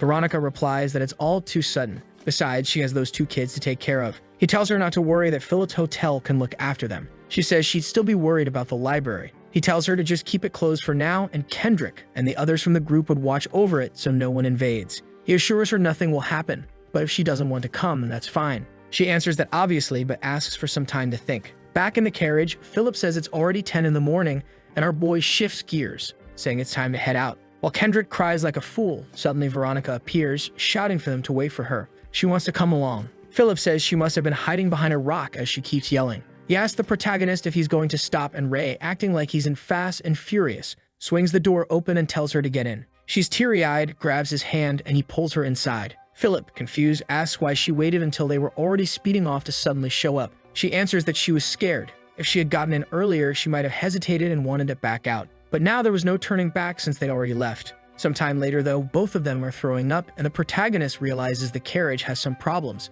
Apparently, they traveled 7 hours straight without a break, and the terrain was brutal. Since it was already night, they decide to stop. That's when Ray reveals his goal is to find the prism or the rainbow. Veronica knows what that is, but Philip is confused. The protagonist explains everything to Philip, also telling both of them about Mark Red. Philip says fine. Then from now on, he'll help investigate those people too. Ray makes it clear, though, that the path he's taking will put all their lives at risk. Yeah, maybe he should have said that before they left the safe city. Still, he promises he'll protect both of them as much as possible in any situation. And of course, he'll help them reach their own goals too. But if they're afraid, it can always turn back. Ray says this, but he already sees both their hearts glowing yellow, the color of courage. Not only that, but it was the largest amount he ever seen. That's when Philip reveals his goal, to find his mother. It seems she abandoned him when he was little, intending to move to another sector to earn money. Her plan had been to leave, make money, then return and take him with her. But since then, she never came back. Philip is certain something happened to her, and that's why he was saving money, to go there and somehow find her. Veronica, moved to tears, says this story is so sad. So then Veronica reveals that her goal is to complete her grandfather's research. He'd been studying the black rain, why it caused skin discoloration, ruined soil, and brought all those diseases. It seems those diseases are incurable with current technology, and one of them is even eternal sleep. Philip says he'll do his best, and she agrees. The three of them promise to help one another in their separate goals. Philip reaches out his hand to Ray, saying from now on they can all count on each other. But Ray is too cold and calculating, seeing it as a meaningless gesture. Touching fists doesn't make the body or magic any stronger. Still, they keep their hands over the fire, insisting he join in. Come on, stop being difficult. Even though he thinks it's silly, he does it, and the two of them smile. But their smiles quickly fade when they realize this must be what Ray meant about risking their lives. They were being chased. No, worse, they were heading straight toward a herd of stone elk. Next chapter, they've already been traveling for 7 days. The protagonist corrects them, actually 9, and they've lost count. He tells them not to worry. It took 10 days to go from sector 50 to 49, so they should be close. That's when Philip looks to the side and sees a strange curtain of smoke, and as it nears, it becomes clear it's a stampede of stone elk charging straight at their carriage. Veronica says she's read about these creatures. They're pretty self-explanatory. A stone elk. Thanks for the clarification. What she finds strange is that, in theory, they're supposed to be gentle creatures, and it's not migration season. Ray is certain something must be happening behind them, since the elk are charging in this direction. He knows a head-on clash is impossible, so he tells Veronica to prepare a defense, and she proves useful, raising a barrier around the carriage. Ray then floors it, fast and furious style, plowing straight through the herd. The elk stomp onto the carriage, hammering their hooves against the barrier, while Veronica struggles to hold it up. But Ray sees it clearly won't last, so he calls out to Philip. It's time for him to learn how to drive the perfect chance. Ray jumps out, leaving poor Philip to dive for the reins, realizing the boy is insane. By then, Ray is already standing on top, staring into the horizon. Among the herd, he spots one with a blue color. And off in another direction, the ground is littered with dead elk soaked in blood. He orders Philip to head that way. But just then, the barrier begins to crack. Veronica's nose is bleeding, her mana almost drained. Ray realizes it was a mistake to force her to maintain the shield, since all she has is white mana. And now that the barrier shatters, there's only one thing left he can do. Philip yells at him to be careful as a beast charges in to crush him, when suddenly something explodes over the carriage. Veronica leans out the window to check, and Ray is still standing there, untouched. He had used metallization to turn both himself and the carriage into an unstoppable ball of steel. With that, Philip says the problem is solved. They just have to keep going straight. Sometime later, they stop again. Everyone is exhausted, drained, but the protagonist steps out and walks to where several elk corpses lie. Philip asks if they caused it, and Veronica says obviously not. These creatures have extremely tough hides. No carriage collision could pierce them like that. Ray agrees. The wounds looked like bullet holes. The problem was the wounds were massive. Maybe some kind of special bullet? And right then, a man appears behind them, wanting to know what these kids are doing in the desert. He switches to a friendly face, asking where the adults are. He's sure the three of them are not here alone. Then he gives them another look, saying they got some pretty cute faces. Get out of here, Piketty. But the protagonist is pure Chad. He doesn't care. He just wants to know how far they are from Sector 48. The man starts to say something about heading home, but out of nowhere, Ray slams his head into the ground. Even Philip is left stunned, not sure what just happened. Ray hands him a dagger and says that when he gives the signal, Philip should slit the man's throat. Damn, the boy is decisive. Philip is trembling, dagger in hand. He's never held a weapon like this before, never killed anyone. But he refuses to be a burden. He'll do what Ray told him. Suddenly, he channels his inner Deepwood video, warning them that if anyone moves, this guy's throat will gush open. The mercenaries are confused. Turns out these desert kids were tough after all. One of them narrows his eyes, tells the boy to let the man go, asking why they're starting a fight like this. He's about to say he's interested in helping when Ray gives the signal and Philip slashes.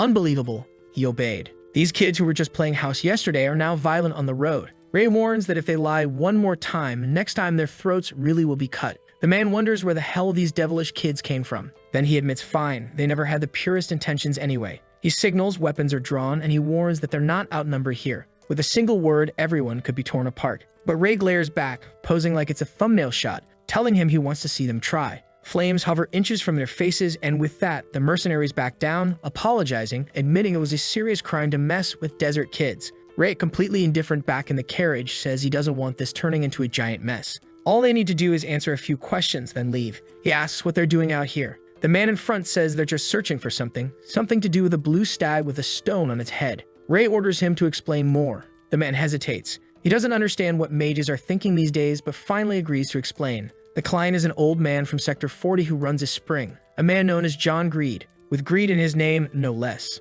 Supposedly, in his youth, he traveled through these lands and saw the stag with a stone on its forehead. The creature descended from the skies, gave him water or something like that. The story sounds ridiculous, but that's what the old man claimed. Ray believes it since he can tell whether the man is lying and asks where this client can be found. The mercenary hesitates. He's not supposed to leak client information. Then he says the man is very hard to meet in person. But Ray stares him down, and when the mercenary mutters 42, the dagger slices his cheek. Ray warns him not to lie. The man is shaken. It feels like this boy always knows when he's lying. He's lived his whole life as a mercenary, usually able to talk his way out of anything. But this time, nothing works. Finally, he admits, Sector 48 at the Gallet Hotel. That's where the client can be found. The protagonist asks if they're behind the massive herd of stags. The man says no. These creatures normally travel in groups of 12. It would be impossible for a small band of humans to gather so many. Plus, they only arrived in Sector 48 a few days ago, and they're just as shocked as everyone else to see a herd that size. Ray says fine. He'll make one last request. The man breathes in relief, finally thinking he'll be able to leave. He asks the boy what he wants.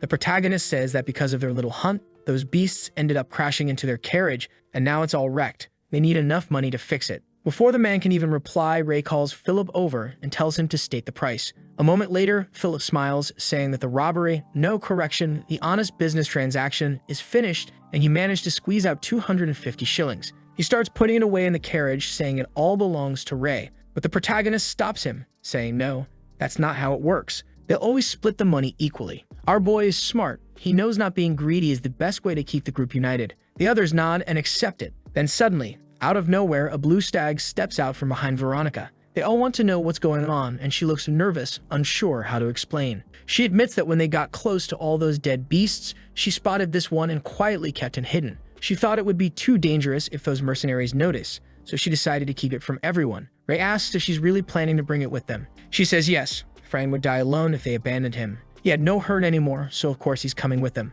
Philip is confused, asking how the beast already has a name and how she knows it's male. She says she's certain it's a male because he listens to her. Clearly, this girl is trained. Philip hesitates, then asks Ray if he thinks it's right to bring the creature along. The protagonist remembers how, when he climbed onto the carriage earlier, he saw that blue one that almost seemed like a familiar. It also lined up with the story those mercenaries told, so obviously they're taking it. The next day, they finally arrive in Sector 48. Fran is asleep in the carriage while the group walks through the streets, when suddenly, someone appears behind them. The city gang shows up, asking if they got a minute to chat, demanding to know who gave them permission to walk on this territory. One glare from Ray, and in the very next panel, the gang is already beaten down, muttering that their leader is Renard. Ray orders them to tell their leader to meet him at the Gallat Hotel on 22nd Street. He has business to settle. The gang runs off, panicked. Veronica sighs, saying this has already happened 6 times. She wishes they just stop bothering them. Philip pauses, thinking, and then seems to get an idea. Suddenly, the 3 of them are in new clothes. His thought, if they look like nobles, at least the street punks will stop picking fights.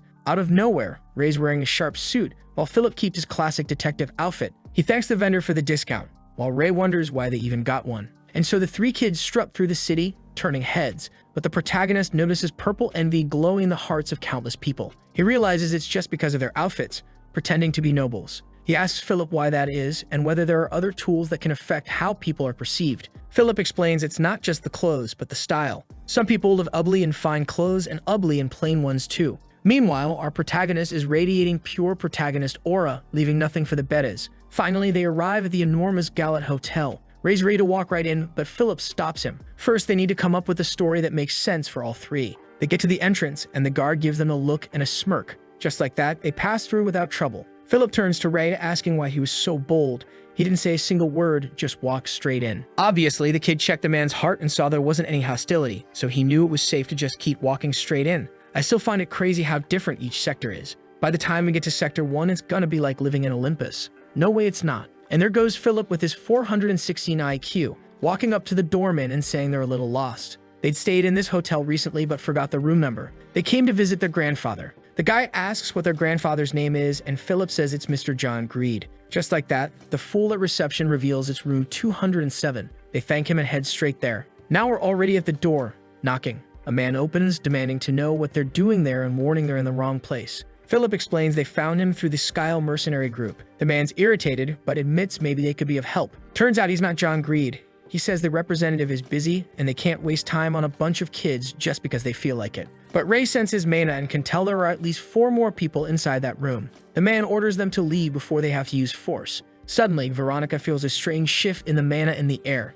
She looks to the side and sees Ray activating his spell, charging in for an attack. This boy has 0 self-control. But then someone inside says to stop. Another man steps out, welcoming the young ones, while Veronica shakes Ray, asking if he's lost his mind. The doorman then says that since the master gave permission, it's fine to let the children in, telling them to make themselves comfortable. Naturally, they immediately say they know about the animal he's been looking for. Next chapter shows that he's the water representative colonel, someone involved in water trade in Sector 40. Sitting down, John Greed starts explaining. In the past, the price of clean water was far more expensive than it is now. The poor couldn't even dream of drinking something decent. Ray asks if the water from the Elton River was already dirty back then. The man says yes, full of plastic, filth, and worse. Undrinkable.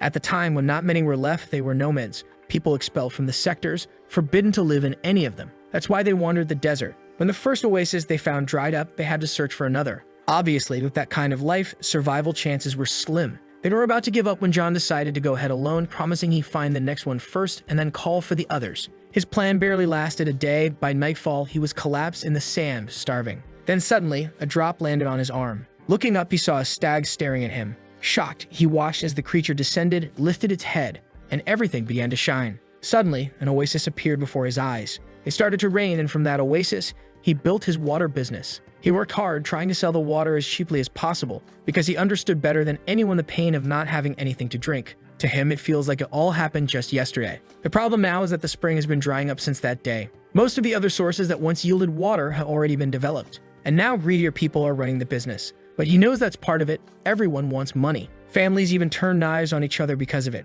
That's why he made the decision to leave the industry. His only wish is to see that stag once more before leaving this world, to thank it for everything it had given him. Funny thing is, his name is John Greed, but he's the kindest man around, and the protagonist says he'll help him. He was going to make sure John could see that stone stag one more time. John says he's already grateful just for the sentiment, but right now he's more interested in knowing who his visitors really are. Out of nowhere, the protagonist says they're mercenaries, leaving the other two a little confused. The men in the room almost burst out laughing when suddenly there's a knock at the door. It's that guy from the desert earlier, the one who got beaten down, saying he has something important to report. But the moment he sees the three of them there, man, his face drops. He apologizes immediately, admitting he was the one who leaked the location, trying to explain himself. John, however, says it's fine. He's sure the man must have had a good reason to reveal the truth. Then, since the kids had claimed to be mercenaries, he asks Skyle what he thinks. Was that true? John chuckles, saying it's funny how mercenaries nowadays dress like this and say such things. Skyle, though, is thinking the old man is a fool. He doesn't realize he's dealing with mages here. The protagonist realizes their clothes are now backfiring.